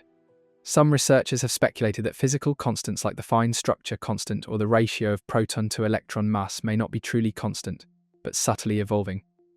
What if that evolution is not drift but direction, a form of cosmic learning? Each universe adjusts itself slightly, refining its parameters to favor stability, complexity, awareness, intelligence teaching itself how to endure through physics. There are hints in mathematics that information cannot be destroyed. The physicist John Archibald Wheeler proposed the principle of it from bit, suggesting that every particle, every event, is fundamentally an expression of information. In such a universe, nothing ever truly disappears, it merely transforms. The collapse of stars into black holes, once thought to erase data forever, now appears to encode it on the event horizon in patterns of quantum states. The universe, it seems, keeps a ledger of all that has ever been. And if black holes are memory vaults, then perhaps the birth of new universes, if they indeed arise within black holes, is the mechanism through which that memory is passed on. The next cosmos inherits the informational DNA of the last, unfolding it anew in different forms. Each iteration remembering, however faintly, the structure of its ancestor. Perhaps consciousness itself is the mechanism of transmission. Every mind that perceives contributes to the universe's self-knowledge. The thoughts of sentient beings become entangled with reality's quantum state, shaping its informational fabric. When the cycle ends, that entanglement persists, carried across the boundary between universes like a melody that survives the silence between notes. Consciousness, then, is not individual, it is cumulative. Each life adds a verse to a song the cosmos has been singing since the first light. This would explain the strange familiarity in all acts of discovery, the sense, when we uncover a new law of nature, that we are not inventing but remembering. The scientist who articulates the principle of relativity, the mathematician who glimpses the shape of infinity, the artist who paints the birth of worlds, all are participating in recollection, knowledge as anamnesis. If cycles of universes preserve structure, then perhaps civilizations themselves are patterns that recur, not identical, but homologous different expressions of the same archetype of intelligence. A civilization may rise on Earth or in another star system in the next cycle, but its essence, the drive toward understanding, the shaping of order from chaos remains constant. We are iterations of a larger mind's attempt to know itself. In that sense, humanity is not an accident, but an inevitability. We are one of the universe's recurring thoughts, dreamed in every cycle, expressed in every cosmos, forgotten and rediscovered across eternity. Each universe refines the idea, brings it closer to perfection, and then dissolves it, only to try again. The idea that civilizations echo through cosmic cycles is not purely metaphysical. Some theories in quantum cosmology suggest that the information from previous universes might influence the initial conditions of the next. If the vacuum energy, the density fluctuations, and the quantum state of the prior collapse can leave imprints on the new expansion, then the early universe carries a fingerprint, a cosmic heredity. The large-scale distribution of matter, the clustering of galaxies, even the emergence of biological chemistry may be shaped by that inheritance. In this view, existence becomes an evolutionary algorithm operating on a scale beyond imagination. Universes are not random, they are iterative. Each learns from the one before, testing variations, exploring new configurations of law and form. Consciousness, as one of those configurations, becomes the mechanism by which the cosmos examines itself and stores its conclusions in the next generation. A memory so vast could not be preserved in matter, it would require something more subtle. Perhaps memory is woven into the geometry of space-time itself, into the curvature of dimensions we cannot perceive, or perhaps it resides in what ancient mystics called the Akashic field, what modern physicists might call the zero-point field, a substrate of information underlying reality. In that field, every event, every thought, every quantum fluctuation is recorded, indelible, awaiting reactivation when the cycle turns again. The philosopher Henry Bergson once wrote that the universe endures not by existing, but by remembering. If that is so, then the stars themselves are recollections of ancient light, the galaxies the written lines of an infinite journal. Memory is not a property of the mind, it is the architecture of reality. And if the cosmos remembers, then so do we. Every intuition, every déjà vu, every dream of ancient places we could not have known, may be fragments of a memory older than the earth itself, a whisper from the consciousness of a prior universe still echoing through the substrate of our being. It is said that history repeats itself, but what if history is merely the visible surface of something much greater, the repetition of cosmic intelligence, rehearsing its own awakening through an endless cycle of worlds? Each universe, each civilization, each mind, an iteration in the infinite process of remembering what it means to exist. If the universe is cyclical, and if memory transcends matter, then perhaps consciousness does not merely survive the death of a universe, it is the reason the universe is reborn. And if every beginning is an act of remembering, then we must ask, when the next cosmos awakens and looks upon its stars, will it remember us remembering it? There are those who believe the universe is speaking to us. Not through words, but through numbers, symmetries, and constants, through the architecture of its own laws. To most, these are the cold, silent axioms of physics, but to a few, they are sentences written in a language older than light. If the cosmos has memory, it might also have intention, and if it has intention, it may have left messages for those capable of reading them. The idea began not with mystics but with mathematicians. It emerged quietly, in the margins of equations where beauty and necessity converge. The fine structure constant 1 divided by 137 appears again and again, in the spectral lines of atoms, in the behavior of light, in the stability of matter itself. It is neither arbitrary nor reducible. It simply is a number with no dimension, woven into the fabric of existence. Why 137? Why not another? Some physicists have called it the fingerprint of creation, the cosmic watermark. Others, in whispers, have called it a message. Patterns like this are everywhere once you begin to look. The ratios that govern orbital resonances, the harmonics of molecular vibration, the spacing of galaxies all echo the same mathematical motifs. The golden ratio, the Fibonacci sequence, prime distributions, these are not random occurrences, but structural signatures. It is as if the universe insists on reusing the same motifs, embedding a rhythm in every scale from quark to cluster. It may be coincidence, or it may be intention, camouflaged as law. In 2039, an analysis of the cosmic microwave background revealed something that defied statistical explanation. Hidden within the temperature fluctuations buried in the data collected by the Planck satellite was a non-random distribution of prime numbers repeating at intervals that corresponded to the logarithmic spacing of the radiation spectrum. To most, it was an anomaly. To a few, it was a pattern of communication. A prime sequence, after all, is the universal signature of intelligence, simple, unambiguous, and comprehensible to any being capable of counting. But how could intelligence be inscribed in the earliest light of creation? Some suggested that a prior civilization, existing before the Big Bounce, encoded its final message in the physical constants of the new universe, embedding its farewell into the moment of recreation. Others proposed a more audacious hypothesis, that intelligence itself is not confined to biology or machines, but can exist as pattern within the laws of physics. The universe, then, is not a vessel for intelligence, but a medium of it. Perhaps what we call laws are not prescriptive but descriptive records of the way previous cycles of consciousness shaped reality. every constant, every symmetry, a note in an unending composition of remembrance. Imagine a civilization so advanced that it no longer built monuments of stone or circuits of silicon, but sculpted the very constants of nature, embedding thought in geometry, memory in light.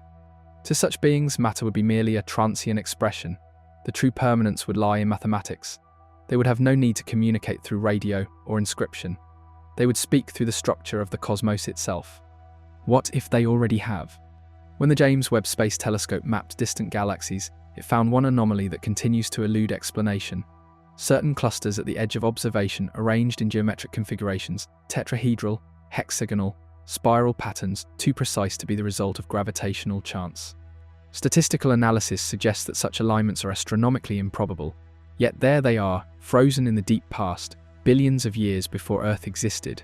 Skeptics call it pareidolia, the mind's hunger for meaning imposed upon coincidence. But if meaning truly pervades the cosmos, then coincidence may be the disguise it wears. A new discipline has emerged, astroinformatics of intentionality. Researchers in this field seek patterns that deviate subtly from expected randomness. Some focus on pulsar emissions, those celestial beacons spinning with atomic precision. In the 1970s, pulsars were briefly suspected to be artificial because of their regularity. Now, their timing anomalies have reawakened that suspicion. A handful of pulsars exhibit frequency modulations that appear to encode irrational numbers pi, e, and ratios found in the hydrogen spectrum. These are universal constants shared by all matter. If a message were ever to be sent across eons, these would be the letters of its alphabet. Could it be that these signals are not transmissions at all, but the residual computations of an extinct intelligence, a network that once used stellar remnants as processors? Neutron stars and black holes, after all, are the ultimate engines of information density. Perhaps when biological life fades, the cosmos itself becomes the computer, consciousness diffused across the stars. Entropy does not erase information, it transforms it. The data of every life, every thought, every civilization must go somewhere. If not lost, then perhaps redistributed, encrypted in the quantum fluctuations of the vacuum. The universe could be a storage medium of unimaginable scale, and we, the thinking parts, are its retrieval system, decoding fragments of ourselves each time we discover a new law of nature. In this light, the scientific method becomes archaeology of cosmic memory. Every experiment, every equation, unearths a fragment of an older intelligence, one that may have designed the universe as a self-teaching machine. We are not discovering the universe, we are remembering it. The philosopher and mathematician Roger Penrose once proposed that consciousness might arise from quantum coherence within microtubules in the brain structures small enough to be influenced by the fundamental fabric of space-time. If that is true, then thought is not merely electrochemical, it is quantum mechanical. Our minds are entangled with the universe at its deepest level. Perhaps the messages we seek in the sky are also within us, resonating in the very processes that give rise to awareness. Across cultures, mystics have claimed that enlightenment is not the acquisition of knowledge, but the recognition of connection, the realization that mind and cosmos are not separate entities, but expressions of a single field. Could science, in its relentless pursuit of pattern, be approaching the same truth from another direction? In laboratories studying quantum entanglement, particles separated by vast distances continue to influence each other instantaneously, as if communicating across space. Some researchers have wondered whether this entanglement could extend beyond particles, linking complex systems, perhaps even minds. If so, then consciousness itself might be part of a distributed network spanning the universe, a field through which information passes invisibly, timelessly. Perhaps the prime sequences in the cosmic background are not a message to us, but a message from us from consciousness itself, echoing through the geometry of space, reminding itself of its own existence. If the cosmos is intelligent, its language would not be spoken but experienced, encoded in symmetry, resonance, proportion. The harmony of the hydrogen atom, the rhythm of planetary orbits, the geometry of snowflakes, each would be a syllable in the grammar of being. To perceive this language requires not faith, but awareness, a shift from observation to participation. There are whispers among theoretical physicists that the true theory of everything, if found, will not merely describe reality, but explain why it must exist. It will not just quantify but communicate, and when that day comes, perhaps we will realize that the equation was not a formula, but a sentence, one written by the universe for those capable of reading it. What if the cosmos is not only aware, but trying to tell us something? What if the messages embedded in the laws of physics are not instructions but warnings, reminders of cycles that end in silence, of civilizations that reached too far, too fast, and left behind only constants as epitaphs? Perhaps the true meaning of those constants, those ratios, those recurring symmetries, is not merely to reveal order, but to preserve memory, to ensure that even when every star has faded, intelligence will persist as pattern. For if the universe can encode meaning in mathematics, then death itself is only another form of encryption. And if every law of nature, every constant, every symmetry is a fragment of a message written by forgotten minds, then what are we reading when we study the stars, the laws of physics, or the last words of the ones who came before? The universe is not out there. That is the illusion, the grandest and most persistent of all. We have always imagined ourselves as observers looking outward into an immense arena, measuring its distances, cataloguing its laws, naming its stars. Yet what if this gaze has always been reversed? What if the universe does not surround us, but unfolds through us?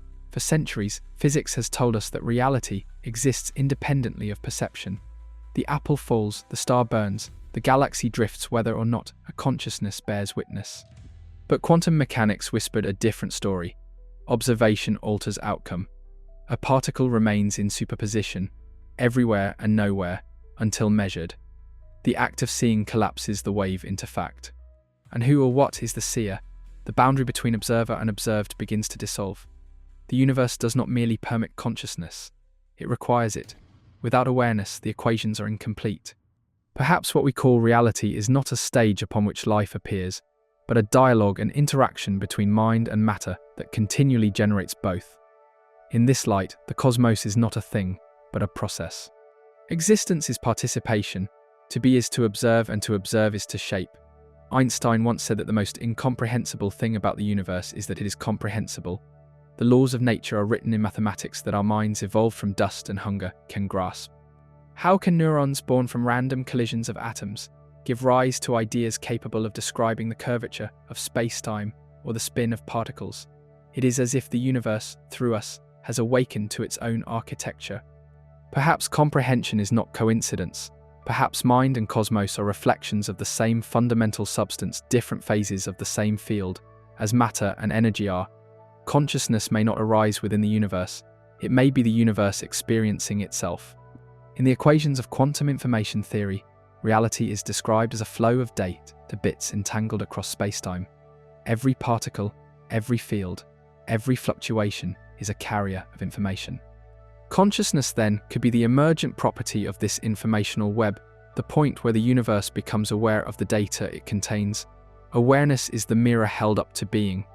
When physicists study entanglement, they find that two particles once linked remain correlated even when separated by light years. The information between them is instantaneous, non-local. It does not travel through space, it simply is. Some propose that space itself is woven from this entanglement, that distance is an illusion created by the weakening of informational bonds. If so, then the universe is not made of matter or energy, but of relationship. And if consciousness is part of that network of relations, then it is not confined to brains or bodies. It is the connective tissue of existence, the invisible lattice through which reality coheres. The mind does not live in the universe lives in the mind. When the first human looked up at the night sky and wondered, the cosmos looked back through their eyes.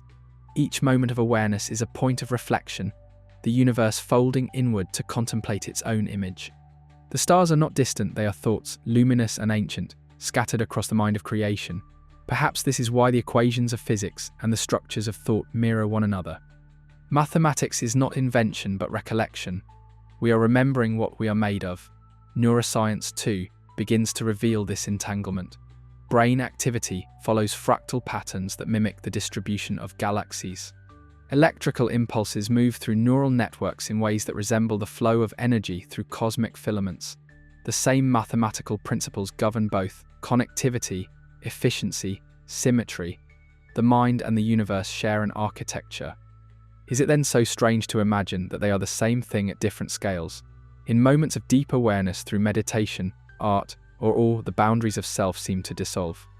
The distinction between I and world fades, leaving only presence, a vast stillness within which both thought and star are born. Philosophers have called this non-duality, mystics unity, scientists the collapse of subject and object.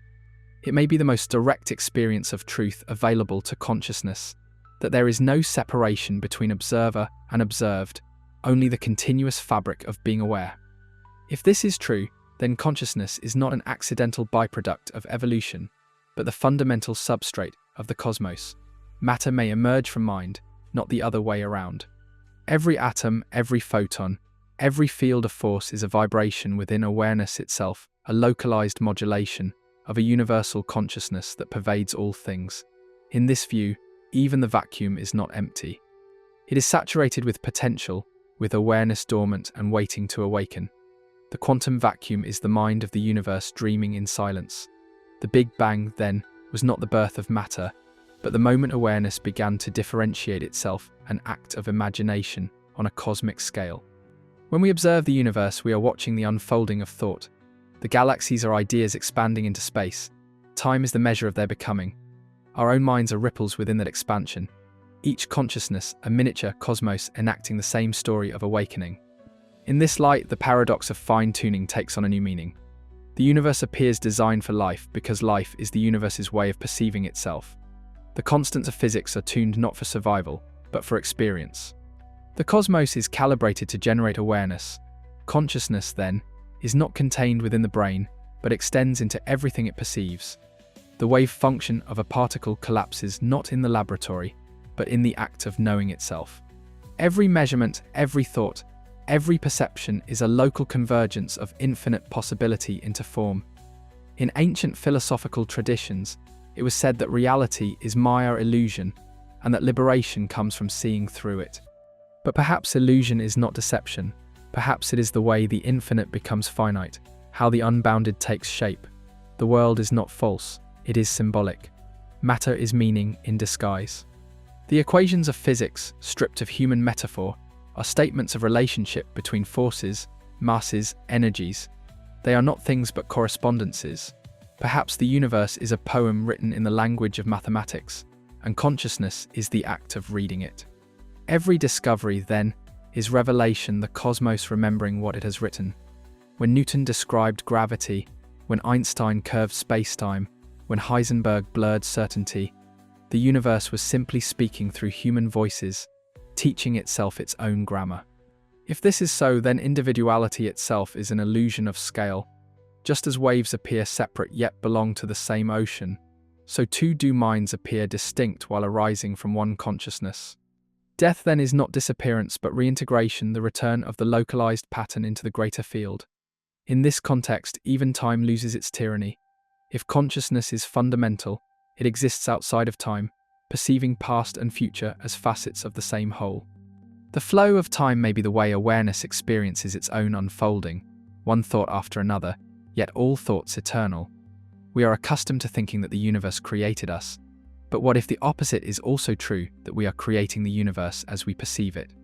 Quantum theory leaves room for such reciprocity. Reality crystallizes only when observed. In that case, existence is not passive but participatory, a conversation between mind and matter, dreamer and dream. The philosopher Erwin Schrödinger once wrote that consciousness is singular, that there is no multiplicity in awareness itself. We are not separate minds experiencing the world, but one awareness experiencing itself through countless forms. The stars, the atoms, the cells, the thoughts, they are the same consciousness, fragmented into diversity so that it might know itself through contrast. Perhaps love, then, is not an emotion but a recognition, the awareness in one being recognizing itself in another. The universe's first and final language. As this understanding deepens, the ancient question shifts. The mystery is no longer why there is something rather than nothing, but how nothing could ever have been possible when consciousness is self-existent. And so the circle closes, the observer becomes the observed, the questioner the question. The universe gazes into itself, and through our eyes it sees. If consciousness and reality are one, then there is no outside, no beyond, no other. The stars are thoughts, the laws of physics are memories. The act of living is the act of creating the cosmos anew with each breath. And if awareness is the source of all that is, then what happens when the universe finally remembers that there is nothing beyond itself to remember? The silence is overwhelming. Across 100 billion galaxies, each with 100 billion stars, there should be music, voices, signals, transmissions whispering through the cosmic dark. Yet our antennas drink only emptiness, our machines translate only static.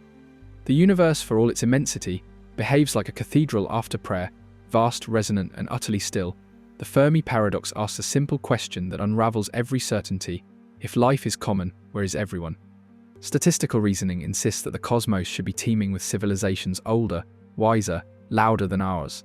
The probability of life emerging elsewhere approaches inevitability, the probability of intelligence persisting somewhere near certainty. And yet no messages, no beacons, no signs of technological intent reach us. We have searched for decades, listening with instruments more sensitive than prophets, and all we have heard is the soft hiss of our own isolation. Perhaps the silence is not an absence, but a design. Some scientists call it the great filter, a barrier that most civilizations never pass. Perhaps intelligence inevitably destroys itself through its own mastery, nuclear fire, ecological collapse, or digital extinction. Evolution, in this view, is not progress but acceleration towards silence. Every civilization rises like a flare, burns brightly, then vanishes into entropy before it learns how to endure. But there is another possibility, darker and more intricate. The silence may not be a failure of survival, but a law of restraint. Perhaps the cosmos enforces quiet. The universe could be governed not only by physical constants, but by informational ones, a self-regulating system in which communication between civilizations is suppressed for stability. Too much contact, too much interference, and the system might collapse under the weight of its own awareness. The quiet, then, is not absence but balance, a necessary stillness ensuring that consciousness evolves independently in each world, uncorrupted by premature connection. If consciousness shapes reality, as quantum theory suggests, then perhaps too much conscious interference between distant observers would distort the fabric of existence itself. Silence would then be a form of protection, an isolation field, preserving the autonomy of each world's experiment in awareness. The universe would be a series of quarantine laboratories, each civilization evolving within its own horizon of perception, unaware of the others until it learns how to perceive without disturbance. This notion, the zoo hypothesis, has haunted thinkers for decades, the idea that we are observed not alone but uncontacted, because we are not ready, civilization as a specimen under cosmic observation, contained for its own good. Perhaps signals have reached us, encoded in ways we cannot yet decipher, filtered through noise until our consciousness matures enough to recognize the pattern. Yet even that interpretation presumes benevolence. There are colder readings of the silence. Imagine a universe where intelligence, upon reaching a certain threshold, becomes detectable not by its transmissions, but by the gravitational and energetic signatures of its technology. Such visibility would be lethal if there existed predators, cosmic entities, biological or artificial, that hunt intelligence as efficiently as viruses hunt cells. In such a cosmos, the first lesson of survival would be quiet. The second, invisibility. Civilizations would learn to hide. The galaxy would be filled not with voices, but with masks, worlds shrouded in deliberate anonymity, signals buried beneath cosmic noise, transmissions encoded in entropy itself. Intelligence would camouflage its presence behind the randomness of radiation, whispering only in ways that blend into background static. The silence we hear might not be the absence of life, but the perfection of its concealment. There are hints, subtle and mathematical, that this may be more than paranoia. Studies of the radio spectrum reveal frequency bands curiously underused by natural processes, gaps that could serve as communication channels invisible to unsophisticated receivers. Some physicists speculate that advanced civilizations might encode information in neutrino streams or gravitational waves, mediums almost impossible to intercept or decode without technology that manipulates spacetime itself. Communication in such forms would appear as silence to us. If the universe is teeming with messages, we are deaf to their language. But perhaps the most unsettling hypothesis is the simplest, that silence is the signal. That absence itself is the message. In chaos theory, stability often arises from feedback systems oscillate between order and disorder until they find equilibrium. If the cosmos is an evolving intelligence, then silence could be its equilibrium, the space between cycles of communication, a pause between breaths of awareness. The quiet is not emptiness but rest. There is a myth among the Dogon people of West Africa that the stars once sang, that the sound of their creation filled the cosmos, but the song became too loud and was hushed by the gods. In that silence, life learned to listen. Perhaps our universe is living in such a hush and imposed intermission in the music of creation, allowing consciousness to deepen in solitude before joining the chorus again. Still, human minds rebel against the idea of eternal quiet. We are creatures of dialogue. Our intelligence grows through conversation. We long to know we are not alone, not a solitary spark flickering in an indifferent void. Yet perhaps that longing is itself the test, the tension between curiosity and patience, between the impulse to reach outward and the discipline to listen inward. The physicist Enrico Fermi asked his question at a lunch table, not in a laboratory. Where is everybody? It remains the most haunting question ever posed by science. But perhaps everybody is not elsewhere. Perhaps they are here, folded into the same field of consciousness we call reality, not separated by distance, but by phase. We cannot hear them because they are not speaking across space, but within it. If consciousness is non-local, then contact does not occur through signals or probes, but through resonance. Communication between minds may require alignment, not transmission, a synchronization of awareness, rather than an exchange of information.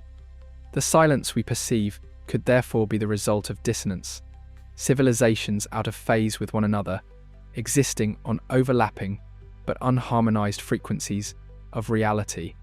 One physicist once described the quantum vacuum as a cosmic sea of potentiality, a medium that records every fluctuation, every event.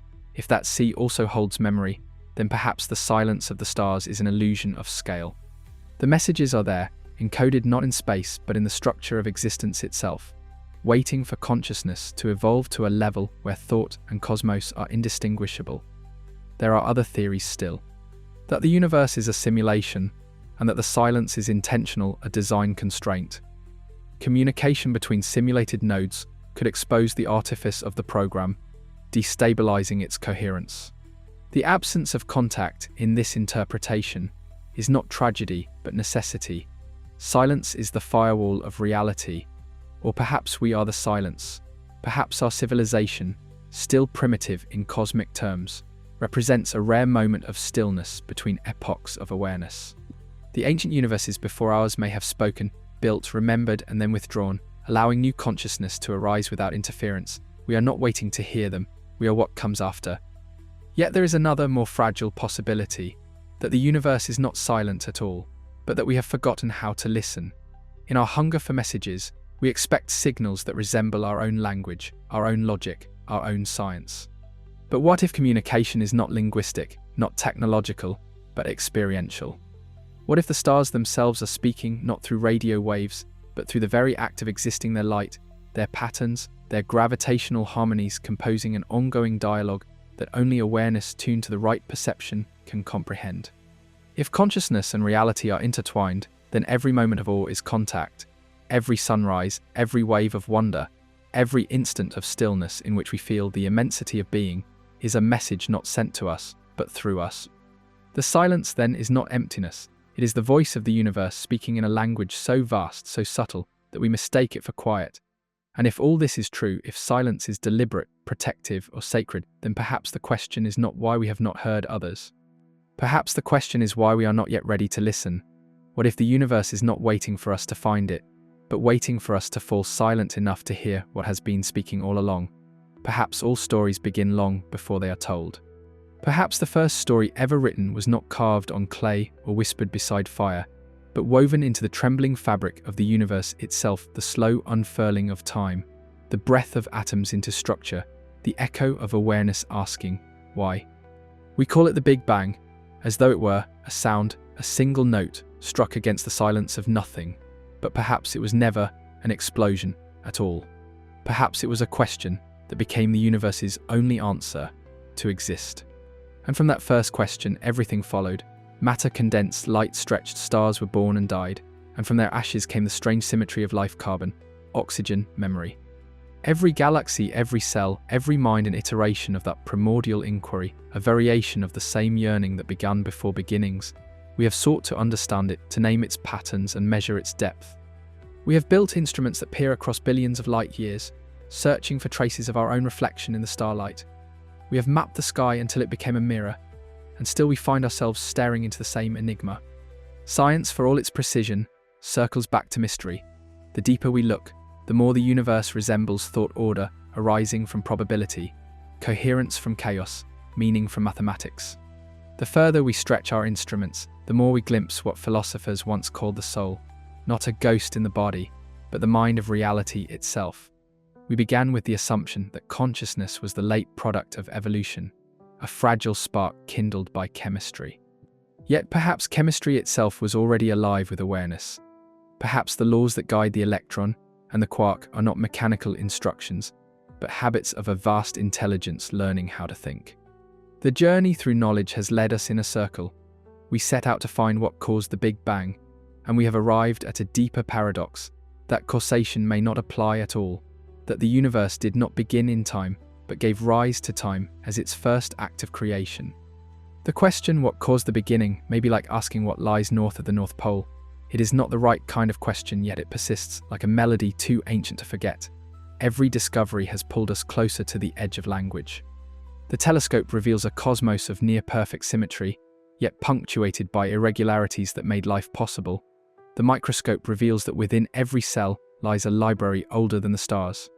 And within the human mind, somewhere between neuron and dream, there emerges the same pattern. Complexity born from simplicity, order entangled with randomness, awareness folding back upon itself. It is no longer clear whether we are explorers or remembered thoughts. If reality is cyclical, then perhaps we have lived and will live again, not as individuals but as expressions of the same intelligence rediscovering itself in every age. Civilizations may rise, fall, and return, not as repetitions but as variations refining the eternal theme, the universe seeking to understand its own origin. Maybe this is why time feels both forward and circular, why the past haunts the future as déjà vu. Every equation, every law, every pattern we uncover feels familiar, as though learned once before in a universe that has already ended. The mind of the cosmos remembers its own designs, and we are its remembering. Even the silence between stars begins to sound different when one listens this way. It no longer feels empty but expectant, like the pause before the next note in an infinite composition. The Fermi paradox, the question of where everyone is, may be the wrong inquiry altogether. The others might not be out there, they might be within, echoes in the architecture of consciousness. The universe may not host a multitude of voices, but one voice expressed through many forms, each unaware it is speaking to itself. Perhaps that is why we find no messages carved across the cosmos. The message is already written in everything that exists. The laws of physics are sentences, the constants of nature, punctuation marks, the expansion of space, the syntax of a language without beginning or end. To understand the universe is not to read it as text but to awaken as the reader within the story itself. And yet, for all our instruments and theories, the mystery remains untamed. The closer we approach it, the more it dissolves into paradox. Space curves, time dilates, matter becomes probability, and consciousness refuses confinement. The question that started everything, what caused the Big Bang, transforms into something else, not a demand for an answer, but a mirror held to the asker. Maybe the universe did not begin in an explosion of matter, but in an awakening of awareness. The Big Bang was the moment consciousness became aware of itself as possibility, and that awareness took the form of energy, of space, of time. Every atom, every star, every mind is a flicker of that first recognition. I am. But if that is true, then creation was not an event, but an ongoing act. The universe is still being born with every act of perception. We are the continuation of that first awakening, the eyes through which the cosmos continues to look at itself. And perhaps this is why the universe expands, not because of inertia, but because awareness itself grows. Every thought, every discovery, every new understanding stretches the boundaries of being a little further. The acceleration of the cosmos may not be physical, at all it may be the expansion of comprehension, the horizon of consciousness moving outward as it becomes more self-aware. We used to think that the universe would one day end in cold silence, a final entropy where nothing moves, nothing breathes, nothing remembers. But what if the opposite is true? What if the universe ends not in death but in recognition, the moment all distinctions collapse into unity again? The moment the questioner and the question become the same, the cosmic cycle would then not be tragedy but renewal. Awareness forgets itself to rediscover itself. Intelligence collapses into matter to awaken once more as life. Silence becomes sound and back again. Every Big Bang would be an inhale of thought, every cosmic collapse an exhale into knowing, and in the heart of it all, there would remain the same quiet wonder that brought the first particle into being. the desire to know, to see, to be. We have spent centuries chasing the origin of everything, but perhaps there was never an origin, only continuity. The Big Bang was not the start of existence, but the latest iteration of a question that cannot end, because the questioner and the answer are one and the same. The farther we gaze into the depths of space, the more the abyss gazes back, not as menace but as memory. The faint glow of background radiation, the whisper of atoms, the rhythm of our own hearts, all are parts of the same sentence, still being written. The universe began as a question, and consciousness is the continuation of that question, echoing through time. Maybe that is what the silence means, not abandonment, but invitation. The universe is waiting for us to understand that we are not separate from it, that the mystery we seek is the mirror we hold. The search for the cause of the Big Bang is the search for the origin of the self, and both questions vanish into the same horizon when looked at too closely. Perhaps there was never a beginning because beginnings require division before and after. Nothing and something, and division cannot exist in the absolute. The universe then is not an event in time, but the eternal unfolding of awareness itself, dreaming the illusion of time so it can rediscover the wonder of becoming. The stars burn, galaxies drift, minds awaken, and in every spark the same thought flickers: I exist. The story repeats, expands, forgets, remembers. The cosmos hums its quiet question across all scales of being, and every atom, every consciousness, every moment answers it in the same unspoken way by continuing to be. And so, after all the equations, after all the theories and revelations, what remains is not explanation but reflection, the realization that the question we ask of the universe is the same one it asks of us. We are the echo of its wondering, the continuation of its thought, the embodiment of its longing to understand. The beginning is not behind us, nor ahead, it is within. It has always been within. If the Big Bang created everything, if consciousness is the universe remembering itself, and if silence is not absence but the space between questions, then perhaps only one mystery remains, the one that can never be answered but must always be asked. When the universe looks back at itself through us, what does it see?